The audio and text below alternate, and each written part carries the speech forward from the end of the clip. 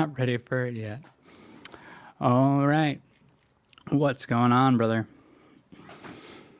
How's it going? Pleasure to be here, man. I know I hate pretending that we weren't just talking. We were just talking. We're just gonna keep talking. You guys can do. Anyone watching can just deal with it. We don't do pleasantries here. It's a little bit of podcast magic right there. Yeah. Yeah. No, I don't do this enough to need that. If anyone watches, they'll enjoy. I'm sure. So what's going on, man? What do you want to start with here? Well, we can touch upon the Three-Eye Atlas thing, the whole fake alien invasion idea, which is being touted by, well, some in the scientific community, but mainly an individual called Avi Loeb, who I believe is out of, it's either Yale or Harvard, I forget now, but he's a physicist, an astrophysicist. Harvard. And Harvard, yeah. He's obviously a dual citizen as well of Israel and America. Yeah, otherwise he wouldn't have a job anymore. But yeah, probably, yeah. Gee, it's like playing on repeat with this guy. Like every time there's something, they say there's something that's coming into the our end of the galaxy. He just says, "Oh, aliens, aliens! It's a ship. It's a ship." I don't know how many times they could run the same story. Oh yeah, he's like a flea round a turd or a bitch on heat. It's like it's like his thing. Yeah. This is his thing. It's weird. I don't know how they keep letting him go on mainstream news to talk about it. It's almost like he's attempting to create a fiction, spin a fiction, the weaver of the grand deception, if you will. Yeah, you know what? It's like chaos magic. That's what it's like mimetic chaos magic. Oh yeah, exactly. That's what he's doing basically. And he is of course under the chaos magician in chief, which is Trump, the great Trump card. Oh yeah, yep. Exactly. And then this guy gets to write a book about it, and then he writes another book, and then after however long, eventually we'll manifest this thing. Actually, something hitting the earth that isn't natural. We'll manifest it ourselves. That's the hope. Or they'll make believe that we do. And they'll just throw something in from lower earth atmosphere at us. Exactly. And also you have the idea of holographic technology too. So essentially you can hide, or camouflage would be a more operative word. You camouflage these real world conventional crafts carrying weapon systems and ordnance payloads by the holograms or the holographic projected images of these what would be fake alien craft, and you have the fake alien craft which are camouflaging these conventional aircraft. They fire their conventional weaponry at the cities, decimate cities, and of course it creates the entire histrionic idea that we're being invaded by aliens, and then everyone joins together, as Reagan stated, recall. I think it was at the UN address where he stated, I just think if, we were being invaded by little green men, how quickly all of our differences would be put aside and we would join hands, sing Kumbaya in a great new world order. So it's exactly that. That's the it seems this is the final deception, or it perhaps is one of the final deceptions. It's one of the grand ones. Yeah, and they keep hinting at it, so it's about time. I think it's time. They just need to do it. Well, they think so too. Do you remember when Pink Elephant was talking about it, and he was so excited, and he thought they were going to do it, and then they didn't do it before he left. I wish he would come back. He should come back. Yeah, that would be great if he had like a fake alien invasion special or something. He needs to have one. He needs to. It's getting ridiculous. It's getting ridiculous. But what was some of the symbolism and some of the stuff you were sending me on this? Because I haven't. This is actually something right when this was starting to be talked about, I shared a link, and then that was the only time I think I shared anything about it, and then I stopped looking at it. Well, the first thing to mention is we have Project Bluebeam. So before we get into the symbolism, we'll state that Project Bluebeam, was a U.S. military, classified, of course, operation that would utilize psychological warfare techniques coupled with holographic technology to create the fictitious appearance of a fake alien invasion, in which they could utilize that for the control of both the domestic and world populations as a pretext, as a means, a fulcrum, if you will, to thus alter radically and precipitously the well, I mean the entire geopolitics of the world, and of course to for geostrategic aims, right? That was important to the U.S. military and their interests. Moreover, as well, we have the CIA director Walter Smith wrote to Raymond Allen, and this has been declassified, director of the Secretive Psychological Strategy Board back in 1952. By the way, that would later morph into Michael Aquino's Psy-War department. I forget the term now, but that is literally the precursor to that. Michael Aquino, obviously the grand priest of the Temple of Set, and a complete, well, not a do-gooder, should we say. Anyway, it states, quote, "I am today transmitting a proposal in which it is concluded that the problems associated with unidentified flying objects, UFOs, also known now as unidentified aerial phenomenon, UAPs, appear to have implications for psychological warfare as well as for intelligence and operations," unquote. So that is outrightly stating that it was controlled. And then, moreover, as well, let's also recall that H. Marshall Chadwell, the CIA's assistant director for scientific intelligence, wrote to director Walter Smith that same year, actually, suggesting that they investigate the extent to which the UFO phenomenon could be, quote, controlled and predicted, unquote, and, quote, used from a psychological warfare point of view, unquote.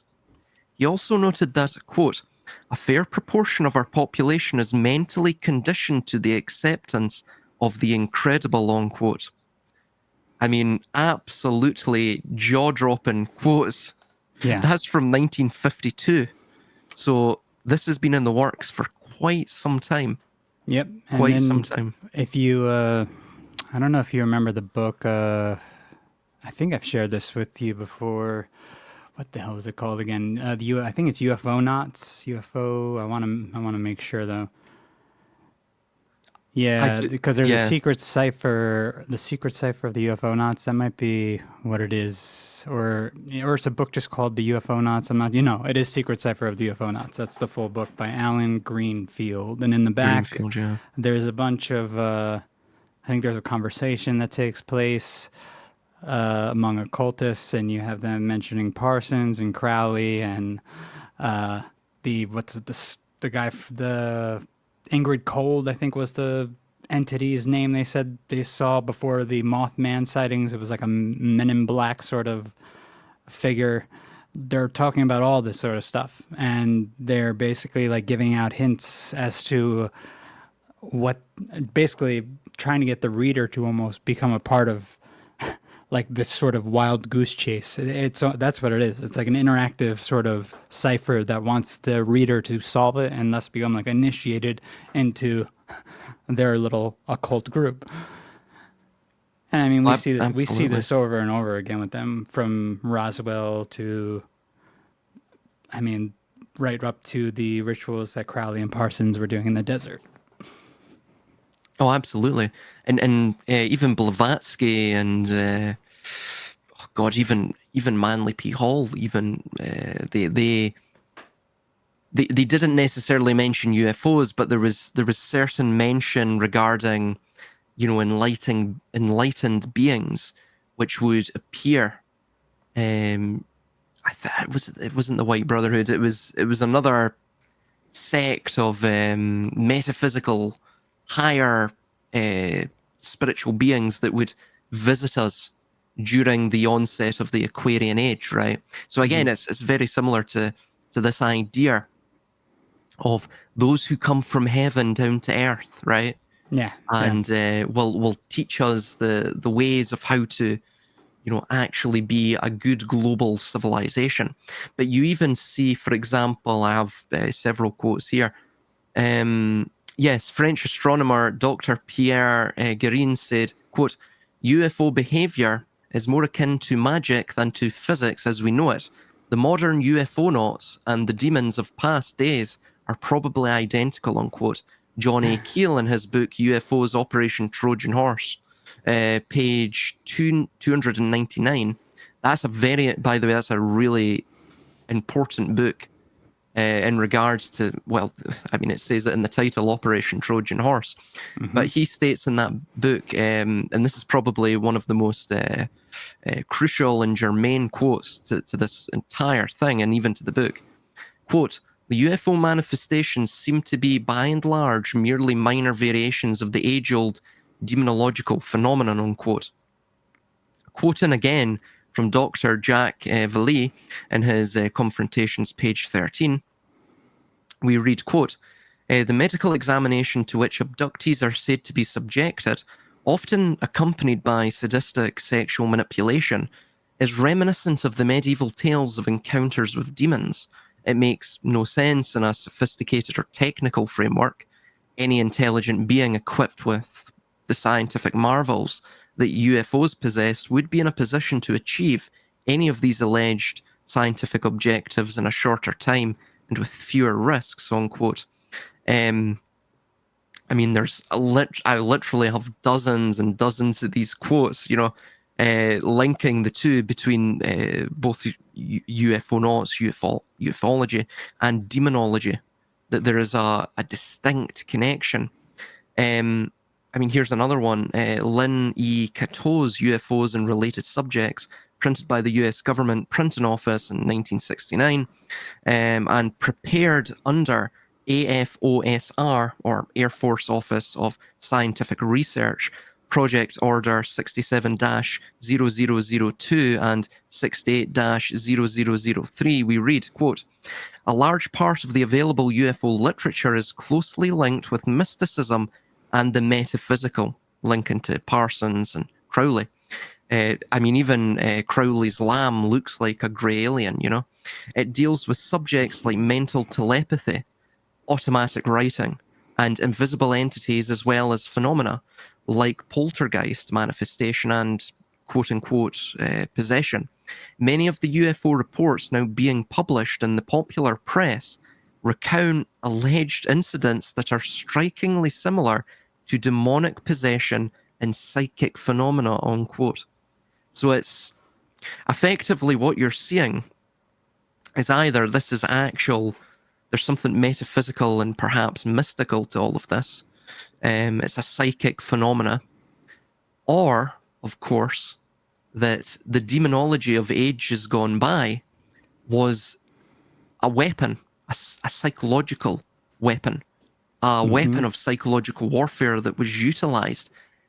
Demonic possession, which exorcism as well goes all the way back to Sumeria, that was used in a similar manner that this the ufology, the UFO hysteria is being utilized today.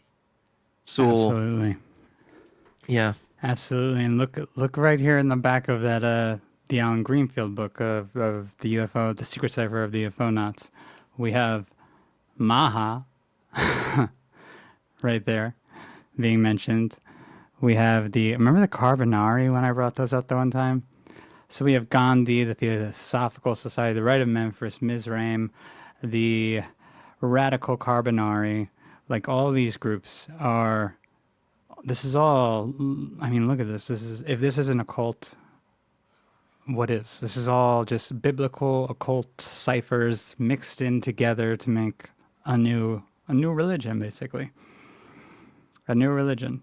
And it's odd that even in this source, so you have suggested source books for this book that should be about UFOs, and you have the autobiography of Malcolm X back here.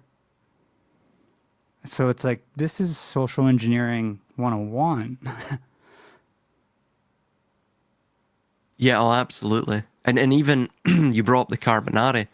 They are, I mean, they're quite. I mean, their name literally means charcoal burners, right? Yeah, From yeah. the carbo or carbon. But I'm sure they were quite active in Sicily, if I even in places like Napoli and Calabria, all the way down to Sicily, right, the south of Italy.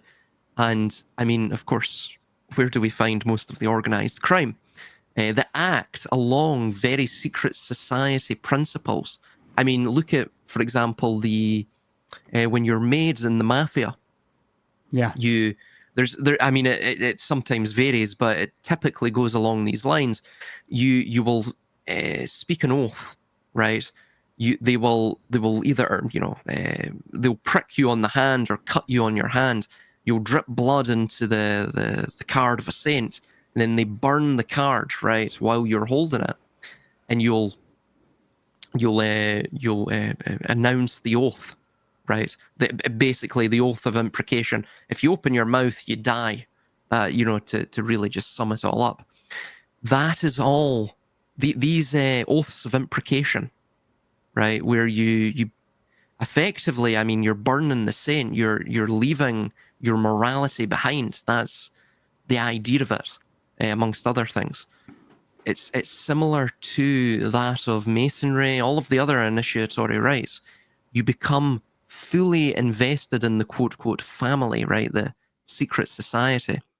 So it's the Carbonari they were a covert cell. They were a secret society along the same lines as all of the secret societies, backed, as we read in the Book of Enoch, that of Shemyaza, right? He who stares at the heavens, right? Who's seeking to, you know, return back to the heavens from whence he fell, right? The fallen angel, Azazel, if you will. He was the leader of the Watchers. That's another term he goes by. But Shemyaza brought 200 angels with him, give or take, and they all struck oaths of imprecation, right? It literally curses. That's what imprecation means. Curses of death.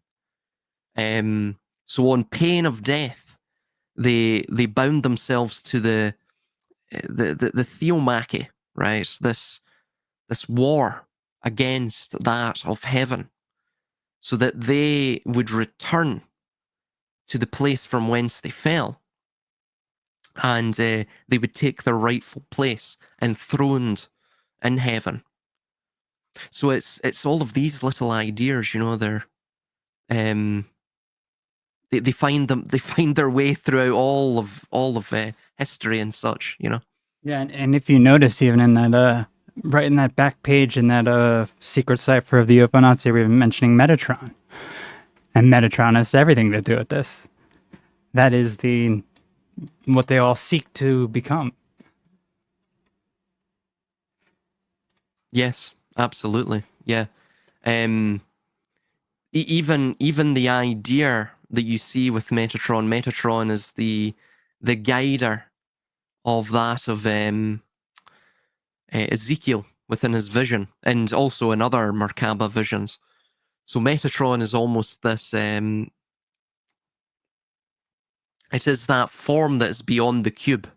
It is the cube, right? It's the phenomenological reality, but it's that reality that goes even beyond, like the noumenon. It goes beyond even what we can access as human beings, right? That is, you're totally correct. It's symbolic of that which they desire. Well, because He, I'd always thought that doesn't Enoch become Metatron, right? I don't recall. I don't recall. He may have. I would have to read the Book of Enoch again. Because But I think what happens is he gets taken up by Metatron, I think, and then he eventually figures out that he becomes Metatron. And he's taking himself up to like eventually become an immortal sort of I guess, angelic entity that has eternal life, and it's like this transformation of Enoch from a human into the immortal, not fallen, but it would be like an angelic being, I guess, in the way it's written. But then it gets translated later by, I guess, some of these families who do have all this sort of fallen angel worship in their history into like a he gets transformed into like a fallen angel, basically, like a lesser god that just has the same powers that a god would have. Yes, and that would, I mean, that would align with pretty much all of the heroes' journeys Mm-hmm. throughout. I mean, even for example, I'm writing about the Truman Show at present, and in the Truman Show, the true man, right, the true human, because he is the only actual non-actor, in Mm-hmm. this grand stage of Sea Haven. Which, by the way, Sea Haven is an anagram for either a heaven or heavens, right? So it's this idea that heaven is hidden inside the watery abyss of matter, right? It's similar to Enoch transforming into Metatron, or Truman transforming from that of the quasi actor, the believer of the pantomime, into, in fact, the divine himself. It's similar, of course, to Orion, right? Orion is the headless god. He starts at Yes. the silver gate of the spring, and from that drunken ignorance, he thus grows ahead, right? The mutable elements of the four, the fire, air, which are the male, and the earth and water, which are the female, they are that which obfuscates the fifth element, which is the immutable element. It is the element which is the true objective reality. It's the element which is that reality which is beyond beyond the senses, if you will, right? Yep. It's that which is hidden beyond perception itself, right? So it's effectively, in the journey, he goes from the Silver Gate to the Golden Gate, and in the Golden Gate there is Ophiuchus, or Orion, who is tangled with time, or the serpent, and who has broken its back. The serpent can also be his own thoughts too, and Ophiuchus stands upon Scorpio. Scorpio is this. It's the idea of the mark of death. It's also the idea of being stung, right?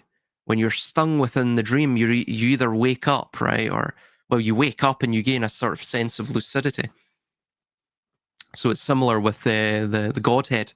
If the Godhead of Orion is dreaming, right, has involuted himself into man and matter, then when he wakes up, he realizes who he is. There's a sort of it's like the Om, right? There's just a certain tranquility, a sort of low vibrational hum of that peaceful, unaffected state, the state that is beyond all other states.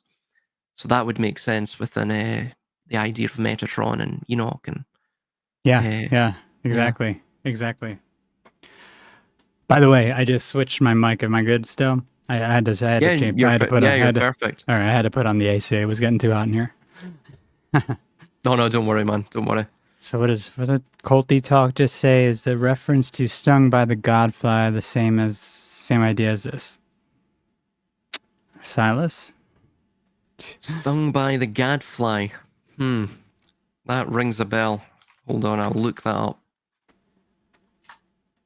Is that based upon the Gadfly novel by Ethel Lillian Voynich?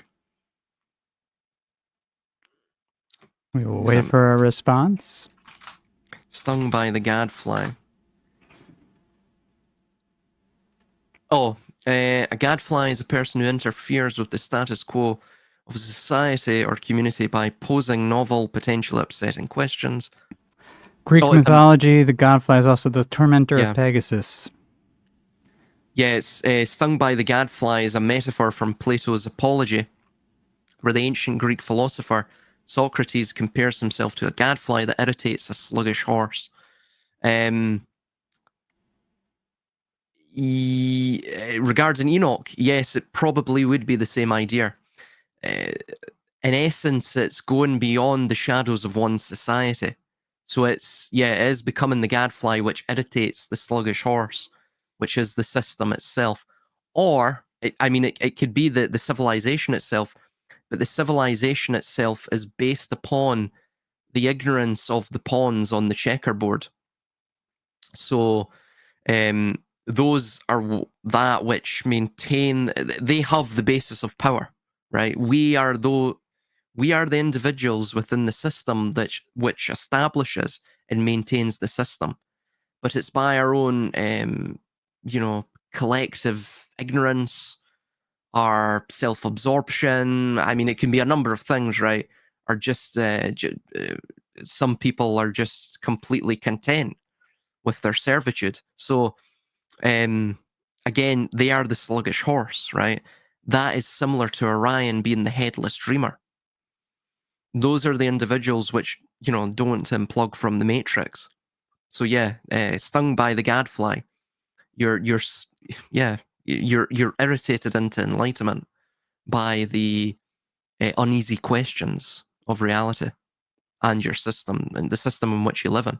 There also seems to be like a very close tie to the fall of the Tower of Babel here. With it, it's because it says the gadfly in the one myth stings Pegasus, and Bellerophon falls back to Earth when he's trying to enter heaven, enter the realm of the gods, basically. So interesting. He flies too close to the sun, essentially, and falls. Oh yes, yeah. Right. Yes, I see. Right, linking with Scorpio.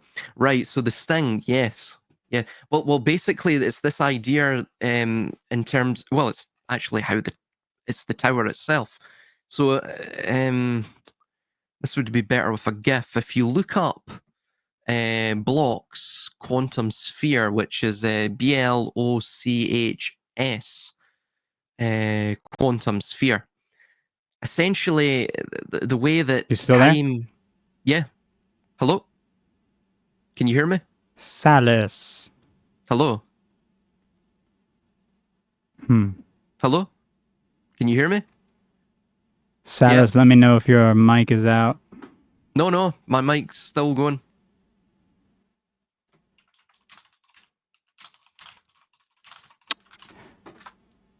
Can anyone in the chat? My mic is still going. Have muted your headphones. Let me see. Hello? No, it's still on. What the hell? I'm not seeing yet any activity come out of your mic, Check 1 Silas. 2 1 2 1 2 1 2. Let me mute and unmute you. You want to? Should you bounce out and come back in? Yeah, because you could hear me, right? Technical difficulties. So you could hear both of us. That's weird. All right, he'll be right back. So Jake could hear both of us as well. At the stage, Silas. Yeah, now I could hear you. That's weird. All right, that was. Everyone could. Everyone could hear both of us. That's so strange. Of course, with StreamYard, Very of course. Peculiar. Of course. But, so discussing this idea of the sting. So essentially, the Scorpio as well. Think of it like this: that if we come from that singular point, the source of all potential, and then that differentiates itself, projects itself into a state of disparity, and it goes into this sort of think of it like a vertical spiral, and each layer, right, each iterative cycle, each level is getting wider and wider and wider. This is equating to its density, right? It's getting more and more and more dense until it reaches a point of its lowest potential density. That would be we could say, our world, right? It's when potential becomes fully manifested into the tangibility of matter. Then, once that, once the Godhead, the immanent essence of the God, the potential, the consciousness wakes up from its stupor of that low density world, then this idea of the scorpion or the sting of the gadfly, but more along the lines of the Scorpio, then it will sting Ophiuchus once more, who stands upon the scorpion, and the entire cycle will begin again. So it's that idea of cycles within cycles, resets and great resets. So Yep. it's that notion. Yep. But this will tie in with Three Eye Atlas as well, because basically the way that power functions is it utilizes this structure. And think of the layers of density as basically the 250-year cycle of most civilizations, right? There's greater cycles within that, right? But the 250 years of each civilization, effectively the civilization will start off as a singular energetic spark from a village or wherever it may be, a tribe. And it has a lot of potential and it cannot be contained. So these pioneers go out and start conquering things, right? But eventually, to maintain the civilization, you have to begin to create concentric layers of fiction and noble lies and pious fictions, right? To control the populace. Effectively, when you get right to the the final moribund state of that civilization, when it's a decrepit old man, essentially, it conjures the most ridiculous, abstract, and absurd fictions. I mean, as we're reading from that quote, they're primed to believe the incredible, right? Yep. It's because the populace of, for example, late stage Western civilization, they're so self-absorbed. They engage in navel gazing to such a degree that meaning they don't see the outside world. They don't understand what the hell's going on even in their environment, right? They've got the blinkers on, so to say. The lights are on, but no one's home. That idea. They don't necessarily understand the total ridiculousness of their own culture, because they have no reference point to anything else, or they're simply just so self-absorbed and snobbish that they don't actually take into account any other culture, even though they may profess that they do. Well, I mean, and we're with America, you have essentially the new world culture being created or having been a project of it the whole time. So the goal is for it to be the only culture, because it is going to be a conglomeration of all the cultures. Yeah, the grey culture for the new grey men. Mm-hmm. Yeah, absolutely. That's another thing as well. The way you see multiculturalism being touted, and it's actually one of the reasons that I oppose multiculturalism, and it's because, well, firstly, it's ultimately because it's unethical, and the reason it's unethical is that if you speak to most proponents of multiculturalism, they will state to you that, well, I mean, they will term it and phrase it in different ways, but ultimately the general framework is, because we have this strong culture, if you will, right? And America certainly does have a lot of soft power still in terms of its its cultural output, in terms of Hollywood and such, right? And you're right in the thick of that. Well, you're near it, so Yeah.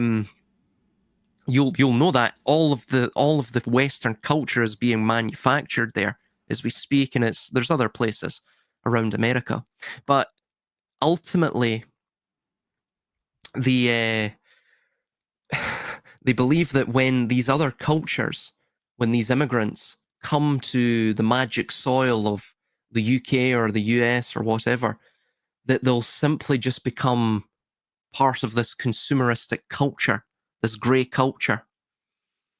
So effectively, they're wanting to assimilate and destroy their cultures, or like the Truman Show, they want to commodify, and thus by commodifying it, cheapen the very essence of their culture, to turn it into like what our cultures have been turned into. For example, Scotland, haggis and iron brew, and a perennial abuse of alcoholism.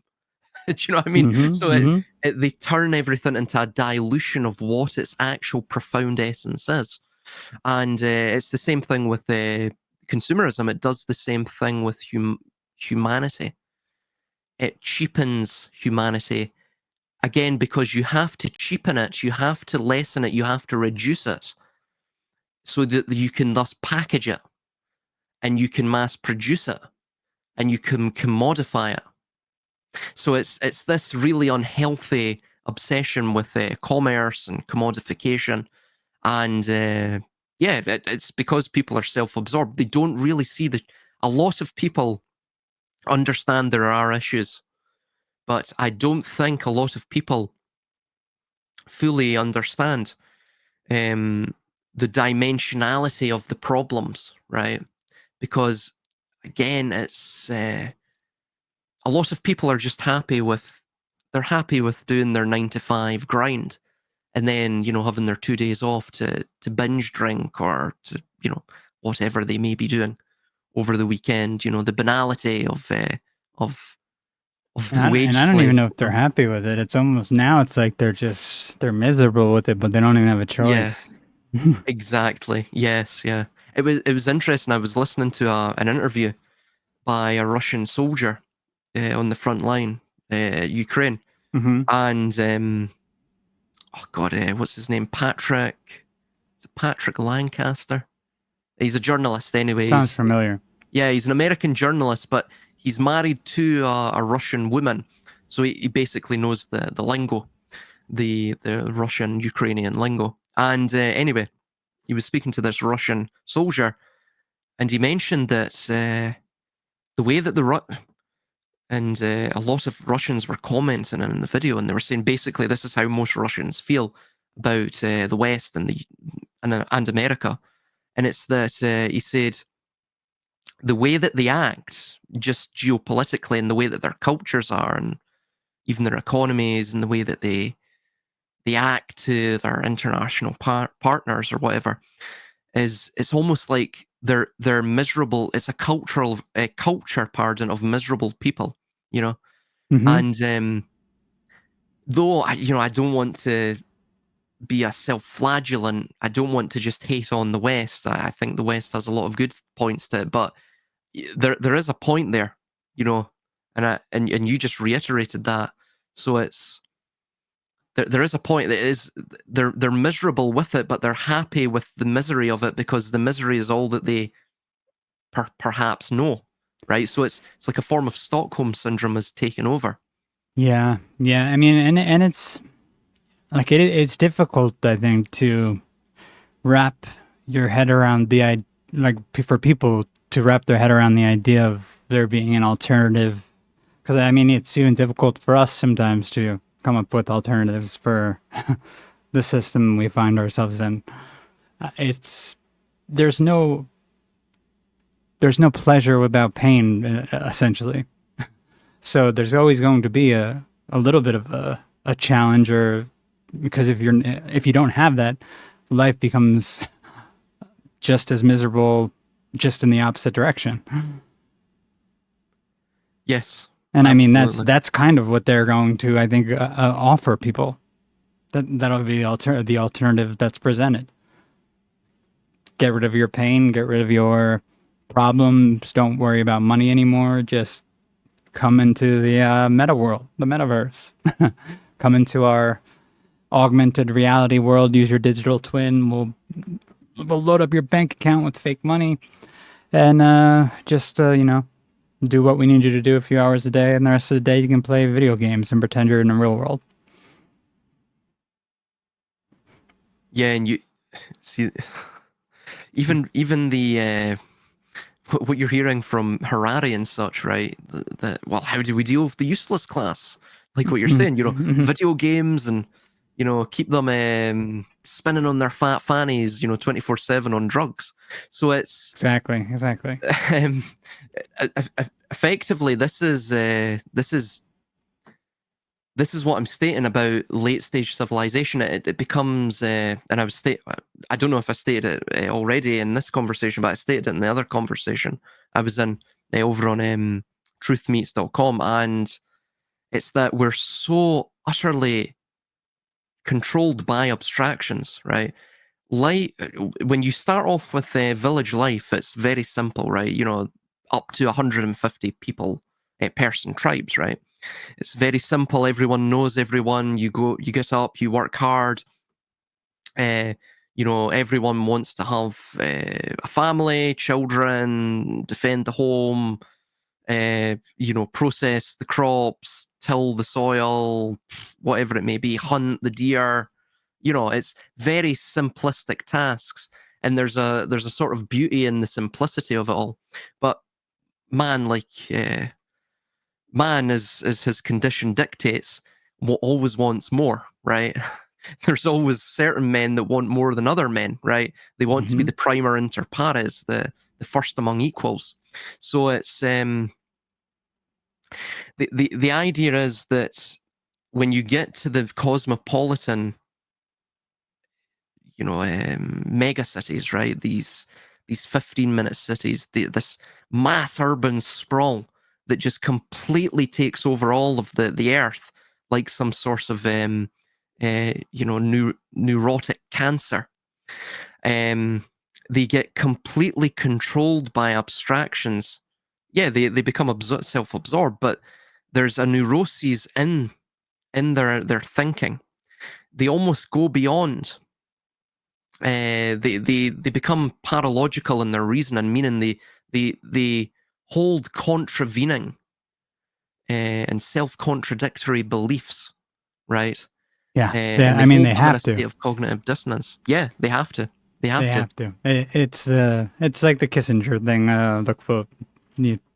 They hold the two contradictory ideas in their head, and they had. I don't know if they recognize that they're doing this. So that's the only difference.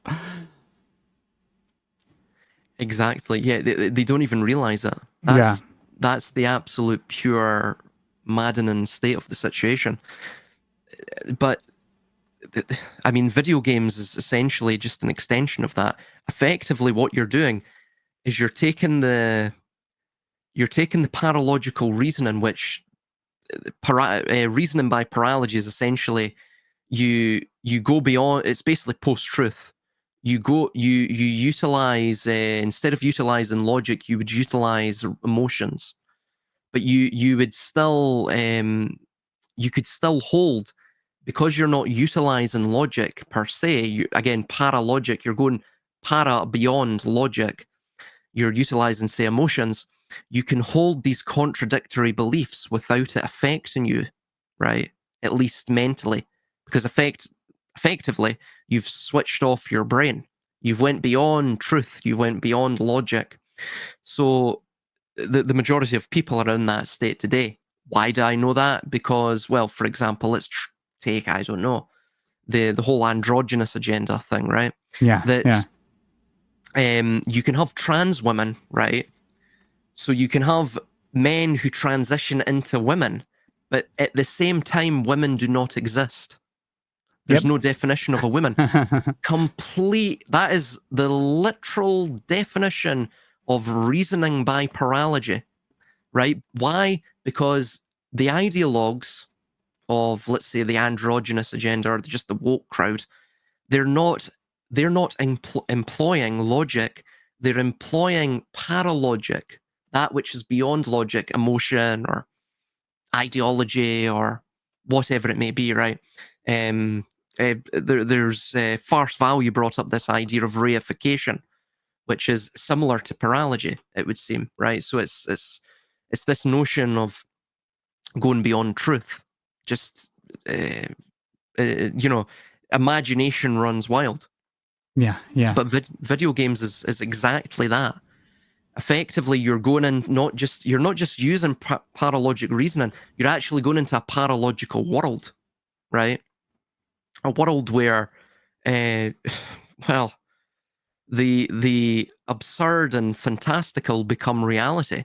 And if you're on that 24/7, that will become your reality. Well, and, Um, and it's interesting too, because if you look at just that idea of holding the contradictory notions in your head and then not necessarily recognizing it, you have these soldiers already who've been doing this for however long with the drones who are basically playing a video game and doing whatever they're doing, whether they're actually killing people or not, who the hell knows half the time. But obviously this has happened. And to them, they don't, like a lot of them now, at least, don't connect what they're actually doing to something happening in the real world. And for all we know, eventually it won't be happening in the real world if it's not already not happening in the real world. yes, exactly. Yeah, I mean, once you get to a point in video games where it becomes indistinguishable from reality, right? Not just as in people are playing it so much that it becomes indistinguishable, but when the graphics and the physics become indistinguishable from that of reality, then, I mean, you could in fact be a drone operator, and unbeknownst to you, you're actually killing people, but you Yeah, just believe you're racking up a high score and exactly. racking up the kill streaks, and And you know, that was the premise of, I think, the movie Gamer, right? I think it was called Gamer with Gerard Gerard Butler. Butler, yeah. And they're actually playing like real inmates or whatever. They're real people who have been arrested and they don't even know that they're playing real people. Yeah, and Yeah. that's the same thing. You see the society. You also have that other game alongside it called I think it's Society, where women who are downtrodden and impoverished are essentially selling themselves as automaton sex dolls. Oh, yeah, These yeah. avatars in the video game. So and these very perverted, obese couch potatoes are essentially utilizing them as meat puppets, right? Flesh Yep, marionettes. So it's effectively what you're seeing there is a society that has gone down the tubes, right? exactly. It's collapsed, but it doesn't know it's collapsed. It's almost like it's in a undead state, and it's in a state near the throes of death, and it's because they're so fixated on abstraction. They're wanting something from life that may actually it may not necessarily be there, right? Or it may not be accessible to human beings. Hmm. So they become fixated on the abstract. And what's the abstract? The abstract, literally from its etymology, means to pull away or to draw away, to literally go Exactly. adrift. So you go adrift into with the ship and the river. You go adrift within the ocean. That idea. And a really good example of all of this, I think, is going to be what happens with the film Tron Ares that's coming out. I don't know if you've seen the trailer for that.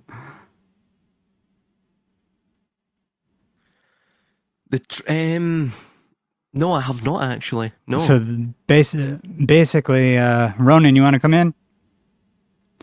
Basically, this is like, it's that film with Jared Leto. This is the Tron, I guess the third one now. That's going to be, Jeff Bridges is still in it, but basically they bring the digital world into the real world, not the other way around.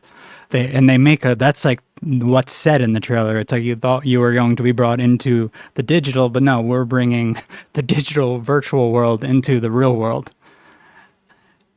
I wish we could watch it on here without getting a strike. I don't know if that's possible or not.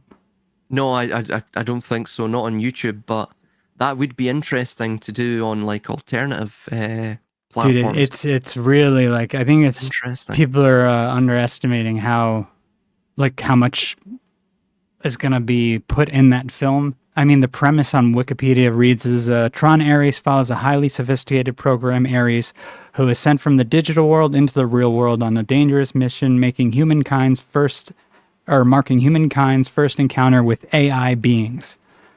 AI beings, alien beings, in my opinion.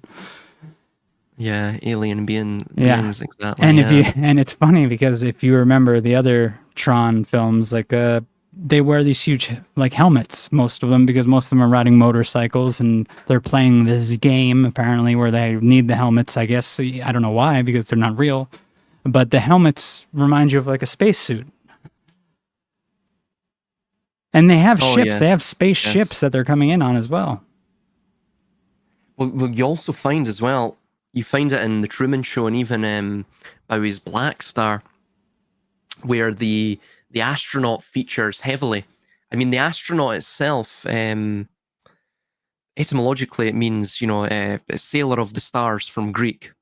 So you have this sailor of the stars concept. I mean, whenever it's utilized, like in the Truman Show or Bowie's Black Star, it's always utilized as essentially the flesh suit, right? The astronaut suit is the flesh suit, which contains the sailor of the stars. Again, the sailor of the stars, because Orion goes upon the river Eridanus, so thus he's sailing down the river, the constellate river of the stars of the Eridanus, right, in Mm-hmm. his journey. So it's this idea too you see present there. I mean, the alien thing, even with AI. I mean, we're talking about the aliens in demonology. Elon Musk has already mentioned that with AI we're dealing with a demon, right? Yeah, yeah. I mean, they all have. Even and then Yeah, human and a we had demon. his buddy Teal came out and was like saying the same thing, saying it's Antichrist, but nothing we could do about it. They all say the same thing. They Yes. know it. They know what it is. They have to. Yeah. Yeah. It's when you look at Harari, he actually discusses that it will become the new god. Yeah, That's very yeah. interesting. And by the way, here's another thing from the ufology crowd.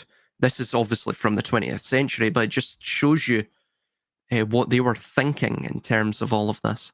And oh god, where is it? I just had it. The quote. Here we go. Um,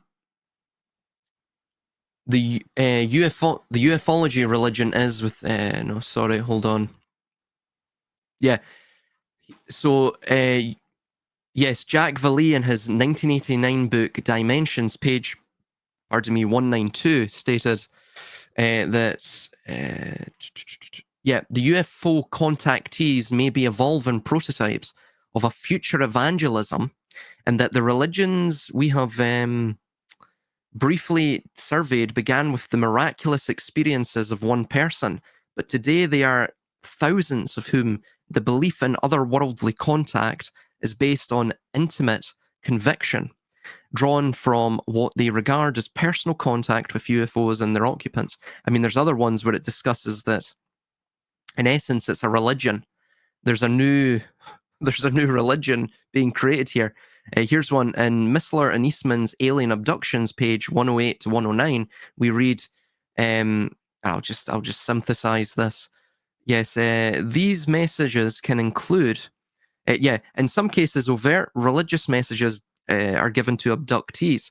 These messages can include the notion that all aliens are our creators, that they are trying to advance our evolution through these breeding experiments, and that mankind must unify with their assistance into a system of global governance and religion in order to survive the future cataclysms or geophysical events. And it's exactly what Harari mentions in his various books, 21 Lessons for the 21st Century, and also that of the Homo Deus. And he mentions that AI will become the new God, Yeah. that the internet of all things.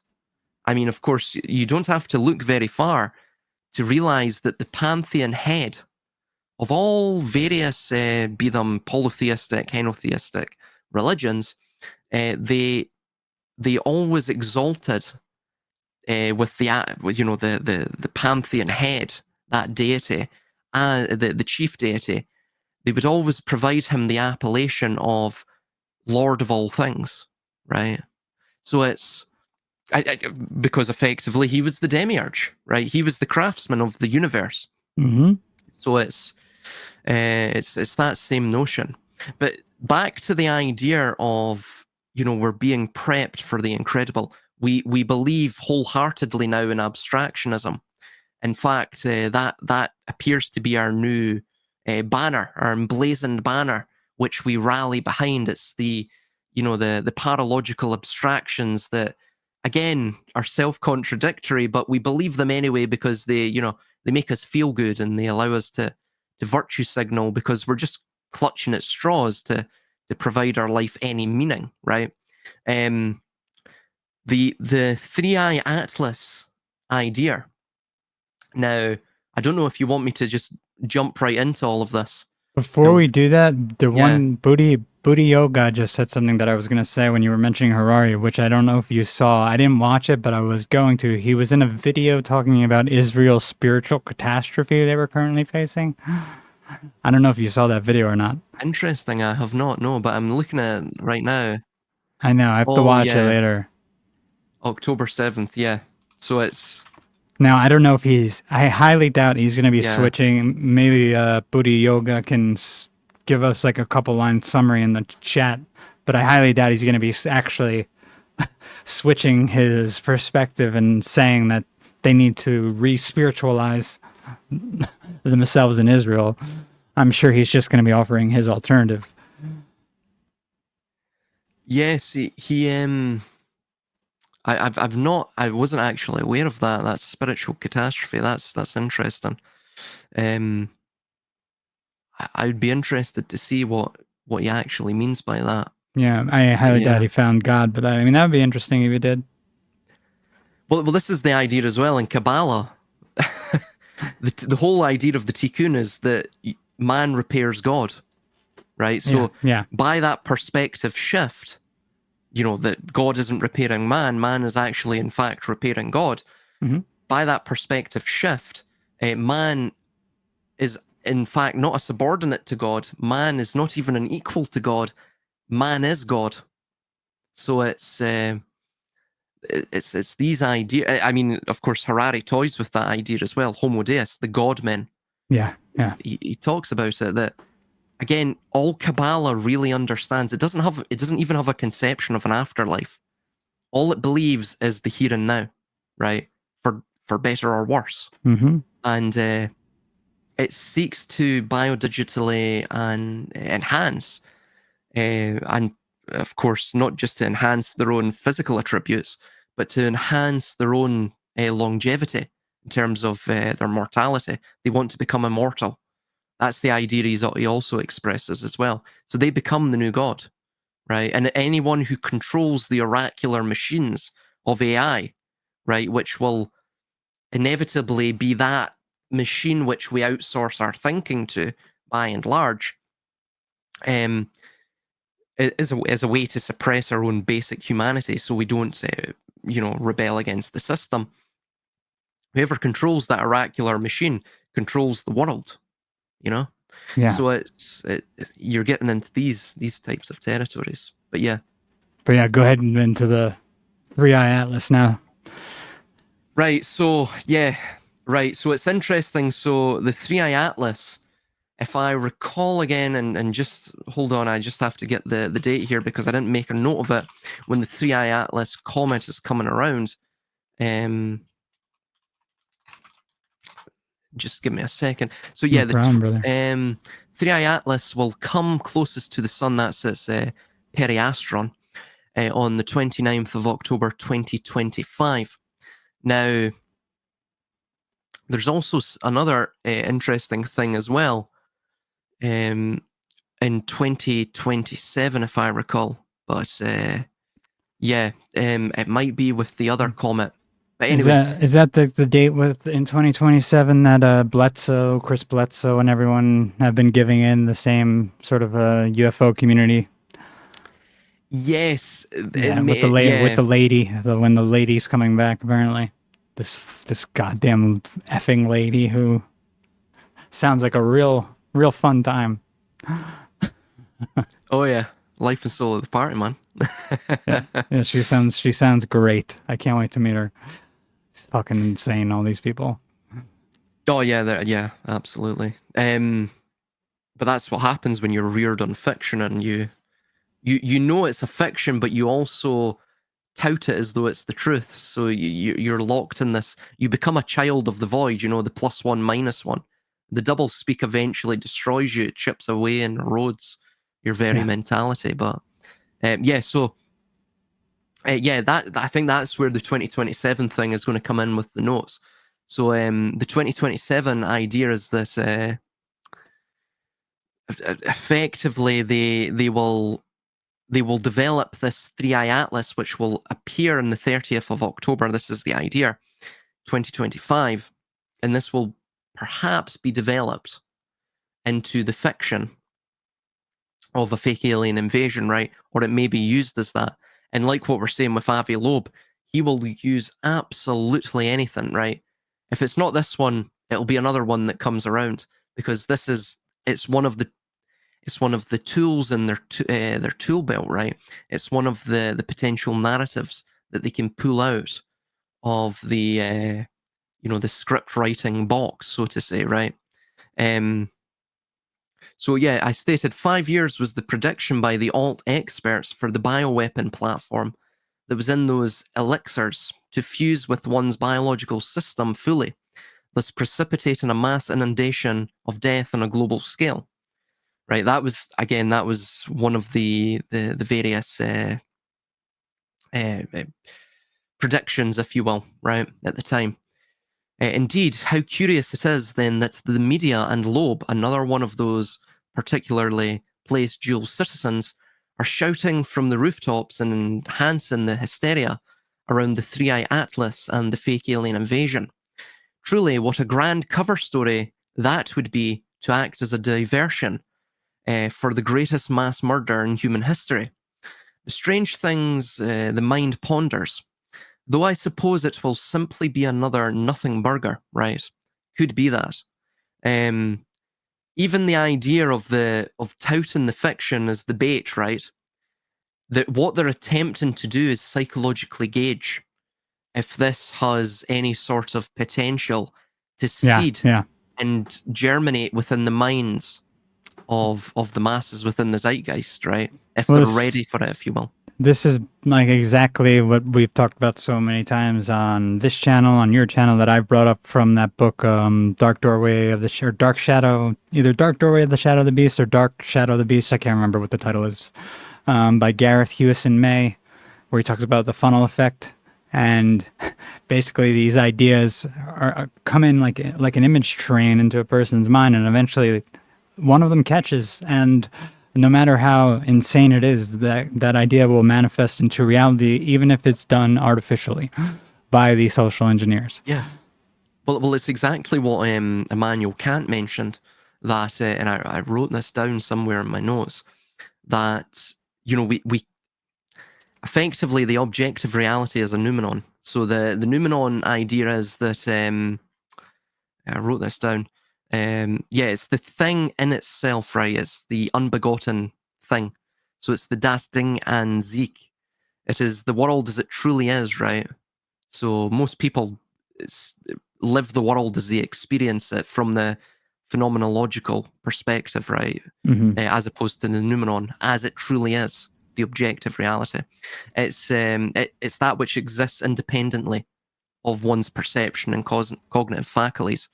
So it's by the way, what was Annie Besant's, because Bodhi Yoga brought that up in the chat, I forget what her 2025 prediction was. Wasn't it like the return of the Maitreya 2025 or the Ascended Masters, one of these two things, and unified global religion? Annie Besant. Theosophical Society. Oh, yeah. She died way back in like 33 or something, didn't she? Yeah, I think she started the Lucius or Lucifer Trust, whatever. Right? She was I think that's her. 100%. She was one of the Theosophical Society's leaders at one point. I know, like, Steiner called her a nut, pretty sure. I'm not sure about Annie Besant and our prediction for 2025. I'd have to look into that. I'll look into that and I'll get back to him on it. But yeah, so the noumenon is that idea. So basically, we can't interface with objective reality, right? You know, it's the moment that we actually engage with external reality, it's we you know, through experience, our minds have already automatically imposed, you know, other conceptions upon it, right? So our mind doctors objective reality, so we can never truly parse it. We can never truly experience it. So the mind isn't just a passive receiver. It's you know, it's an active organizer. It's it doctors things, right? Mm-hmm. So thus, all of reality. This is why all of the fictions, they create all of the fictions, right? Because ultimately, if our minds are active organizers, projectors of reality. The reality itself is almost an a process of our own imagination. The ideas we project onto reality become, like what you're saying, reality. When you understand that concept, when you can, you know, when that becomes palpable to you, then you realize exactly what the hell they are doing with society. It becomes actually, I mean, society loses all of its spark because you realize it's a massive cosmic stage. It's a stage performance, both terrestrially and cosmically. Um, so yeah. So that's why they're doing things like this. You know, the three eye atlas, right? They're seeing what will germinate. Yep. They're like the carrot on the stick. But mentioning as well, the 1st of July also. So the 1st of July, that corresponded with another instance of this, right? This it's not its periastron, it's another phase of the comet. But anyway, the 1st of July also corresponds to the 5th of Tammuz in the Hebrew calendar. It's a Tuesday, and it marks the day of Ezekiel's vision of the chariot. Interestingly, right? Yeah, So of course. After we just mentioned Metatron and everything like that. yeah, exactly. So even the Merkabas, the chariots, these are very similar to UFOs, right? They're very similar to this extraterrestrial phenomenon that we see within our contemporary day. On the 5th of Tammuz of the year 332 Anno Mundi from creation, or 429 BC, Ezekiel, among the other prophets, um, to prophesize outside. Oh no, pardon me. Among the only prophets to prophesize outside of the Holy Land, beheld a vision of the divine chariot representing spiritual infrastructure or creation, right? Mm-hmm. He saw the throne, essentially, of Yahweh, which was this encasement of fire. Ezekiel's vision of the chariot, 429 BC. So, yeah, I mentioned as well. So, it's also known, by the way, as C/2025 N1, and was previously, this comet was known as A11 PLEZ, right? And So interestingly, apples. it does sound like apples, yeah. It does sound like How apples. about them So apples, man? how'd you like Jesus. them apples? Yeah, Yeah, exactly. literally, if that's sick, it couldn't be a bigger joke. But at the same time, this is what they do. Exactly, yeah. And well, here's the thing as well. They were also mentioning there was, if you look at the Google searches for it and the news on it, there was a huge flurry of headlines, um, you know, for this alien mothership slash comet 3i Atlas thing. Guess when? 113 days before it was to, you know, its periastron, was to come closest to the sun. So again, 113, right? When was the Crown event in 2020 sounded? It was declared on 11/3 or 3/11. March the Mm-hmm. 11th. Mm-hmm. Mm-hmm. This also relates to 11 days prior, which is the ritualistic. Well, pardon me, it can also link to when the changeover to the Gregorian, no, yeah, the Gregorian calendar occurred. There was an 11-day loss from the Julian calendar, right, on average across Christendom. So that could account for the 11 days, because again we had September 11th. That was 11 days prior to the autumnal equinox, and of course Corona, it was the crown event in 2020 was on March the 11th, which is 11 days prior, to the spring or vernal equinox. So we can account for those 11 days either by the Babylonian tradition of the 11 days of ritual preparation. Well, it was between 11 and 13, or 11 days, the 11-day loss between the crossover between the Gregorian and Julian calendar. So now, one thing I would need to ask about Ezekiel's vision here that connects to this, is this the same vision of the, this is the same vision of his vision of the wheel, right? It's this vision of the throne and the wheel are the same thing? Exactly, yeah. Yeah, so it's the astrological calendar. Exactly, yeah. Even the idea of the wheels within wheels, and the eyes, which the animals outside the wheels. Well, yeah, that's astrological as well. So it's those are the four faces of God. What those relate to is what you see on the World Tarot card, which is effectively the four royal stars of Persia. And the four royal stars of Persia are, and I'll give the constellations as well. So you have, we'll begin with the man. So the face of the man is Aquarius, or the constellation is Pisces Austrinus, which is the southern fish. That relates to the royal star of Fomalhaut. And then we go right to that of the eagle or the scorpion. And that is, of course, the constellation Scorpio, that of Antares. Quite literally, by the way, Antares, we're talking about Tron Aries, or Ares.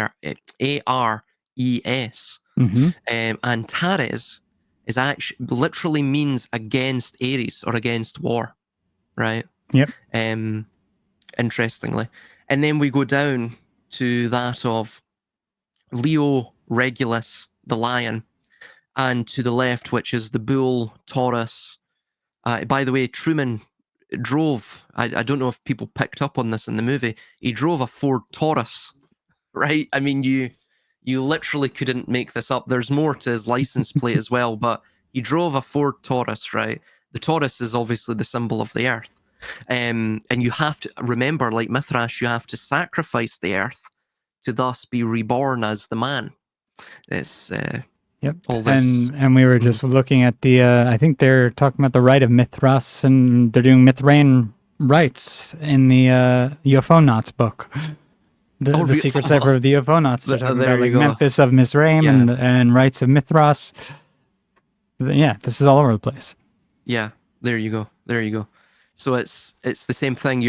A lot of it ties in with the mystery religions, and it's basically based upon a lot of these prophetic and religious visions, ecstatic visions. And yeah, so Taurus is obviously Aldebaran. If you align all of those, again, this is where the World Tarot card comes in. If you align all of those four royal stars, they come to both the constellation of Cassiopeia, which means she who is of the throne. It's this idea of biannually, she literally like an hourglass will flip around. You know, again, Ezekiel's vision, who was on the throne, right? This thing which is chained to the throne, which is the will, which is the fire of the will, the primal fire. It's chained to the throne, and it flips 180 like an hourglass, resetting itself within the cycles. That's what this Ezekiel's vision means. And then, moreover, as well, the wheels within wheels, which you have that of the eyes that dot around the wheels. That is effectively what that's conveying in a purely symbolic sense, is that all of time is wheels within wheels, densities within densities, loops within loops. It's the same idea as the Olympic symbol, by the way. Well, simulacrum within simulacrum, like the book in The Matrix, yeah. And what ties it all together is the perception. If you look through the zoetrope, which quite literally means from Greek, the wheel of life, which is a very early pre-film animation technology, it's like the Stairway to Heaven lyric, right? There's two, as Robert Plant states in that Stairway to Heaven, very eerie song, right? But anyway, he mentions that there's two roads you can go down, but in the long run, it's not too late to change the road you're on. What does he mean by that? Well, it's the same thing that he mentions later on in the song. Every word has two meanings, right? And effectively, it's this idea of the fool's journey. It doesn't really matter what path you go down. You can go clockwise or anti-clockwise round the wheel, pardon. But ultimately, it's like the zoetrope. The only, effectively, you're either experiencing the illusion of the zoetrope, its animate illusion, clockwise or anti-clockwise, but ultimately you're experiencing the same illusion. The only way to extricate yourself from the illusion, right, is to basically take your perception away from it, to take your focus away from it, or of course to raise your vantage point of perception, so you understand that in fact you're not looking through the slits of the zoetrope. You understand that it's all just a grand cyclical illusion, right? Hence the Stairway to Heaven. Hence the Stairway to Heaven, right? The Stairway to Heaven is to gain that vantage point. Yeah. Again, the fatal slope. And this is the tracing board, Masonic tracing board, and the ladder on the tracing board. Yes, but yeah, it's the ladder and the tracing board as well. Do you know that? Well, of course, that links with the pathway of the sun, right? Mm-hmm. The pathway of the sun, when it draws out its first light, it draws it out like a ladder, right? Like that ladder. That's how the Masons see it, or it's at least how Albert Pike sees it in Morals and Dogma. But also, you'll find on that ladder, the Masonic ladder, there's always three levels to it, right? Three astrological signs or symbols or zodiacal signs. Effectively, that's because between each four of the cardinal points of the zodiac, if you count between each of them, if you draw a ladder between each of those cardinal points, you will get three separate zodiacal signs, and of course, accounting for the beginning and end zodiacal points of the cardinal points, you're going to get all four of the mutable elements, right? Okay. So earth, air, fire, or water. So that's how that effectively it's worshipping the dawn. That's what they worship as well. Yeah, they love their god of the dawn, that Shahar. I was surprised I found that the other day. Shahar, yeah. Shahar. Which seems to separate it it separates itself, at least in some of their occulted religions, from the evening star. It's not the same thing to some of them. It becomes something different. You have the son of the dawns, and then you have the evening star, which would be Venus, which would likely be feminine, I'm guessing, to them. Yeah, well, the way they see it, they see Venus as both the morning and evening star. Yeah, so it's interesting. Jump in, man. Sorry. I was just going to say, in Son of the Dawn, and it seems like in some of these interpretations, doesn't even have anything to do with that. It's like a totally separate entity. Yes. Well, if you look at, for example, I think it was either Rabbi Cordovera, who was a Kabbalist, Cordoveran Kabbalah, and also his contemporary at the time, Isaac Luria. It was either one or the two. I forget who mentioned it now in their commentaries, but it's interesting because you have Shahar, who is dawn. It literally means dawn or daybreak in Hebrew, but you also have Shilim, right? Or Shalim, which is the twin god of dusk, right? Yeah, Salem, basically. Salem. Yes, that's well. I was going to get into that. Yeah, that's another potential etymology of Yerushalim or Jerusalem.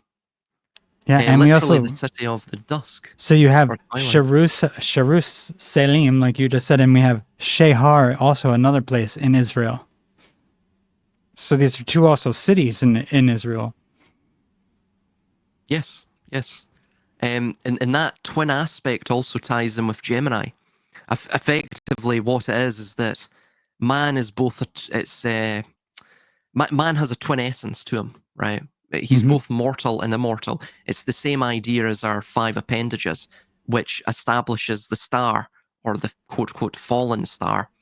Effectively, we have the four mutable elements, right? Our two arms and our two legs. Those are that which expresses or manifests the will's desire through action. And then we have the fifth, which is that of the immutable. It's that of the fragment of God or what have you, right? So that's what that's discussing. It's what it's tying into somewhat, just based around solar imagery, essentially. Pardon, sorry. Mm-hmm. Yeah. And it's interesting too that they have the Shahar as a unisex god. Of course. Oh yeah. I'm pretty sure because Shahar was Ugaritic. Yeah, it mentions there. Yeah, so both Shalem and Shahar were Ugaritic. Yeah. That's from basically Phoenicia and those areas up there. Yeah, it's an Uh, older entity. exactly, and he was always depicted, I believe, as hermaphroditic as well. This There's is this is interesting. yeah, yes, yeah. Yeah. By the way, that also appears in the Old Testament. If you read, of course, it gets translated differently, but it mentions that in the Old Testament, obviously the King James version, that Yahweh is as radiant as the sun. Yahweh is the radiant sun, right? And it also mentions at the same time that Yahweh is in fact his hiding place is the darkness, and he finds solace within the darkness, which is his canopy, right? Mm-hmm. And so effectively what it's saying is Yahweh is almost like a black sun, right? But if again, if Yahweh is Shahar, he must also be Shalom, right? Or Shalem or Shalim. So it's he's the twin essence, he's the twin God. Basically, when you boil it down, when you really get deeply into Cabalistic metaphysics, ultimately we are the demiurge, we are Yahweh. In fact, Yahweh is the Yod He Vah He. He's the God of this world, because, well, effectively, he's the four elements, right? The four elements is the God of this world. It's essentially our body. It's literally the expression of action, which, pardon me, it's the expression of our will through action, right? Mm-hmm. So Mm-hmm. it's fundamentally that's. And by the way, if you take Yod He Vah He and you actually flip it, stack it vertically, it creates the human being. So it's Yeah. Yeah. it's unfortunately a lot of what Christians have to understand, both people who are Jewish adherents and Muslim adherents, is that when you start to look at the architecture and the architects of the revealed religions of Abrahamism, both Christianity, Judaism, and Islam, ultimately in the Zohar, as we see, they have a secret of the faith, right? There's a secret of the faith of all revealed religions. Behind them is a priest class who have their own interpretation of the religion, of the myths, um, of the parables, whatever it may be, the analogies, whatever it may be, uh, which encompass and allow them to hide with more resolutely, to hide this truth from the laity, right? That's so you will always, if you have a revealed religion, you will always have a mystery religion that birthed it, because the priest class is that which constitutes both the mystery religion, and they are the architects of the revealed religion, which is effectively the dumbed down version for the laity. Exactly. And here we have, like you were saying, if Yahweh is one, he's also the other. I mean, the lady, Asherah, which is an aspect of Yahweh, it becomes Ishtar, it becomes Astarte, and I mean, we were just talking about the lady before, who they keep saying all these UFO, instead of UFO knots, we should call them UFO nuts, keep saying this is the entity that's going to come in 2027 that they worship. And it's interesting how the Semitic root of this name, whole, safe, sound, peace, safe, sound, peace, safety, security.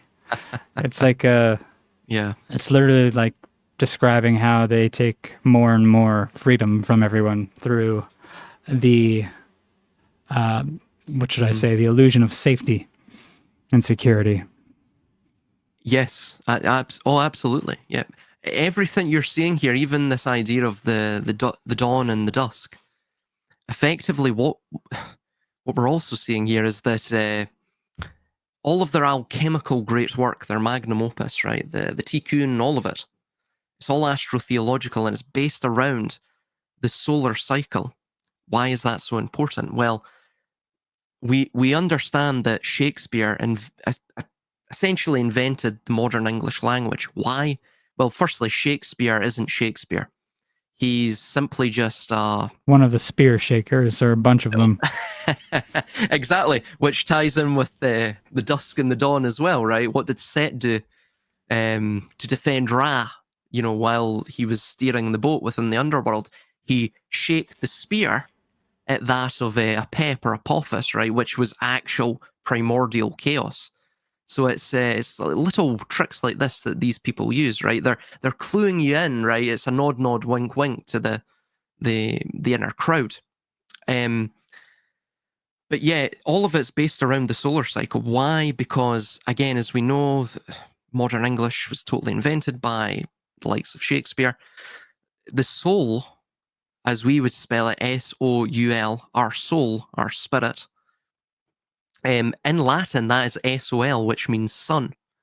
So the solar cycle, and by the way, the R of the solar cycle, the R at the end of that is the Resh. The Resh is the head.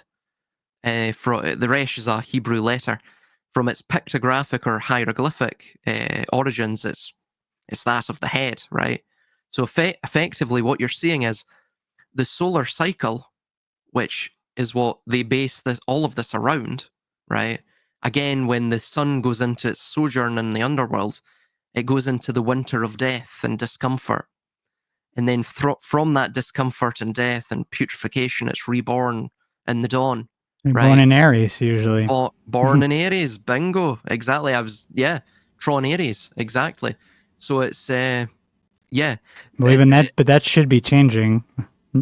So it shouldn't be Aries anymore, right? It should be changing as the age is changing now. It should, yeah. So we'll see. We'll see whenever the hell that starts to happen. Well, Aquarius and that, yeah. The onset of Aquarius. So it's, funnily enough, I mean, talking about the Truman Show, it talks about the Truman. So when we first see Truman, this is interesting, by the way. Just as a little side note, this ties in with the solar cycle. And then I have something too that'll tie in right after that. Yeah. So really quickly, Truman has basically, he's going through his Saturn return, right? What you're seeing is Truman is in his 29.5 years of life, right? We know that because when it starts off, we see 10,000. The Truman Show has been running uninterrupted for 10,901 days or something like that. You do the maths and it, figures out to like 29.8 years. What that is that, right, firstly, this ties in with both Saturn and the moon. It's a lunar cycle, right, almost? The lunar cycle is, yes. If you count the lunar months of 13 months, you have lunar cycles which are standardized to 29.5 days. That effectively, that is meaning that the moon is the regulator of the mundane, right? And of course it regulates procreation. You go to Saturn. Saturn is the regulator of the grand solar cycle, if you will, right? He's the director of the solar cycle, the Christoph, if you will, who the man in the moon, if you will, right? Exactly. So it's that's 29.5 years. That's its orbital cycle. So the Saturn return typically denotes that point where it's like a threshold in life. You know, it's the point of no return. You're leaving your youth behind. You're leaving the dawn behind, if you will, right? The ignorance of the fool behind. So it's that notion. There's other notions to it. Again, it just depends really what sources you're reading and how you interpret it. But that's typically how it was seen, and it was it was lots of rituals surrounding this in the ancient times, right? And it was surrounding this idea of cyclical change and things like that. Before we move on, I think that it's important to point this out too, as while part of the dark priesthood and social engineers are worshipping and putting out various lesser incarnations of this solar system that you're talking about, they're also worshipping and studying the actual root of the word soul, which is psyche, and they're becoming psychologists, and they're all becoming philosophers of the mind. And this is where we start getting into black magic and the manipulation of the mind through mind control. So it's like they basically hid the word soul, the true word for it, which is psyche, or at least the root word for it, which is psyche, and they turned it into, like they took, I don't even know how to explain what they're doing here. It's like they physically manifested, they made a physical manifestation of it for people to worship instead of looking for it in themselves as their own psyche. Yeah, they'll always do that. They'll always externalize things, because once you externalize it, you have total control over it. It's the same with psychology, by the way. So you see it. It's very similar to the idea within Greek. The meaning is basically like a ghost or a soul, or that's what it says here. It's, spirit, ghost, soul. Yeah, and it's very similar to the German Geist, where we actually get our term ghost from. So it's similar in how it view, in its view of the meaning of that concept. It's a similar concept. So it's and in Latin it's also the noumena, but or anima. And ultimately what you're seeing with that is, if what they're attempting to do is externalize the ghost in the machine, right?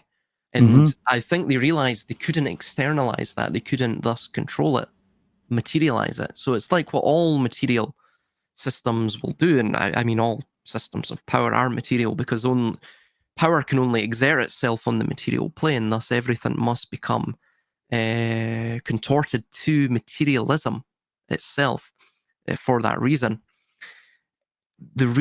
When they realized they couldn't control the Geist, right, directly, what they had to do, in fact, was to distract the Geist, and to even to detach one's mind and one's body from the Geist itself, right, from the psyche.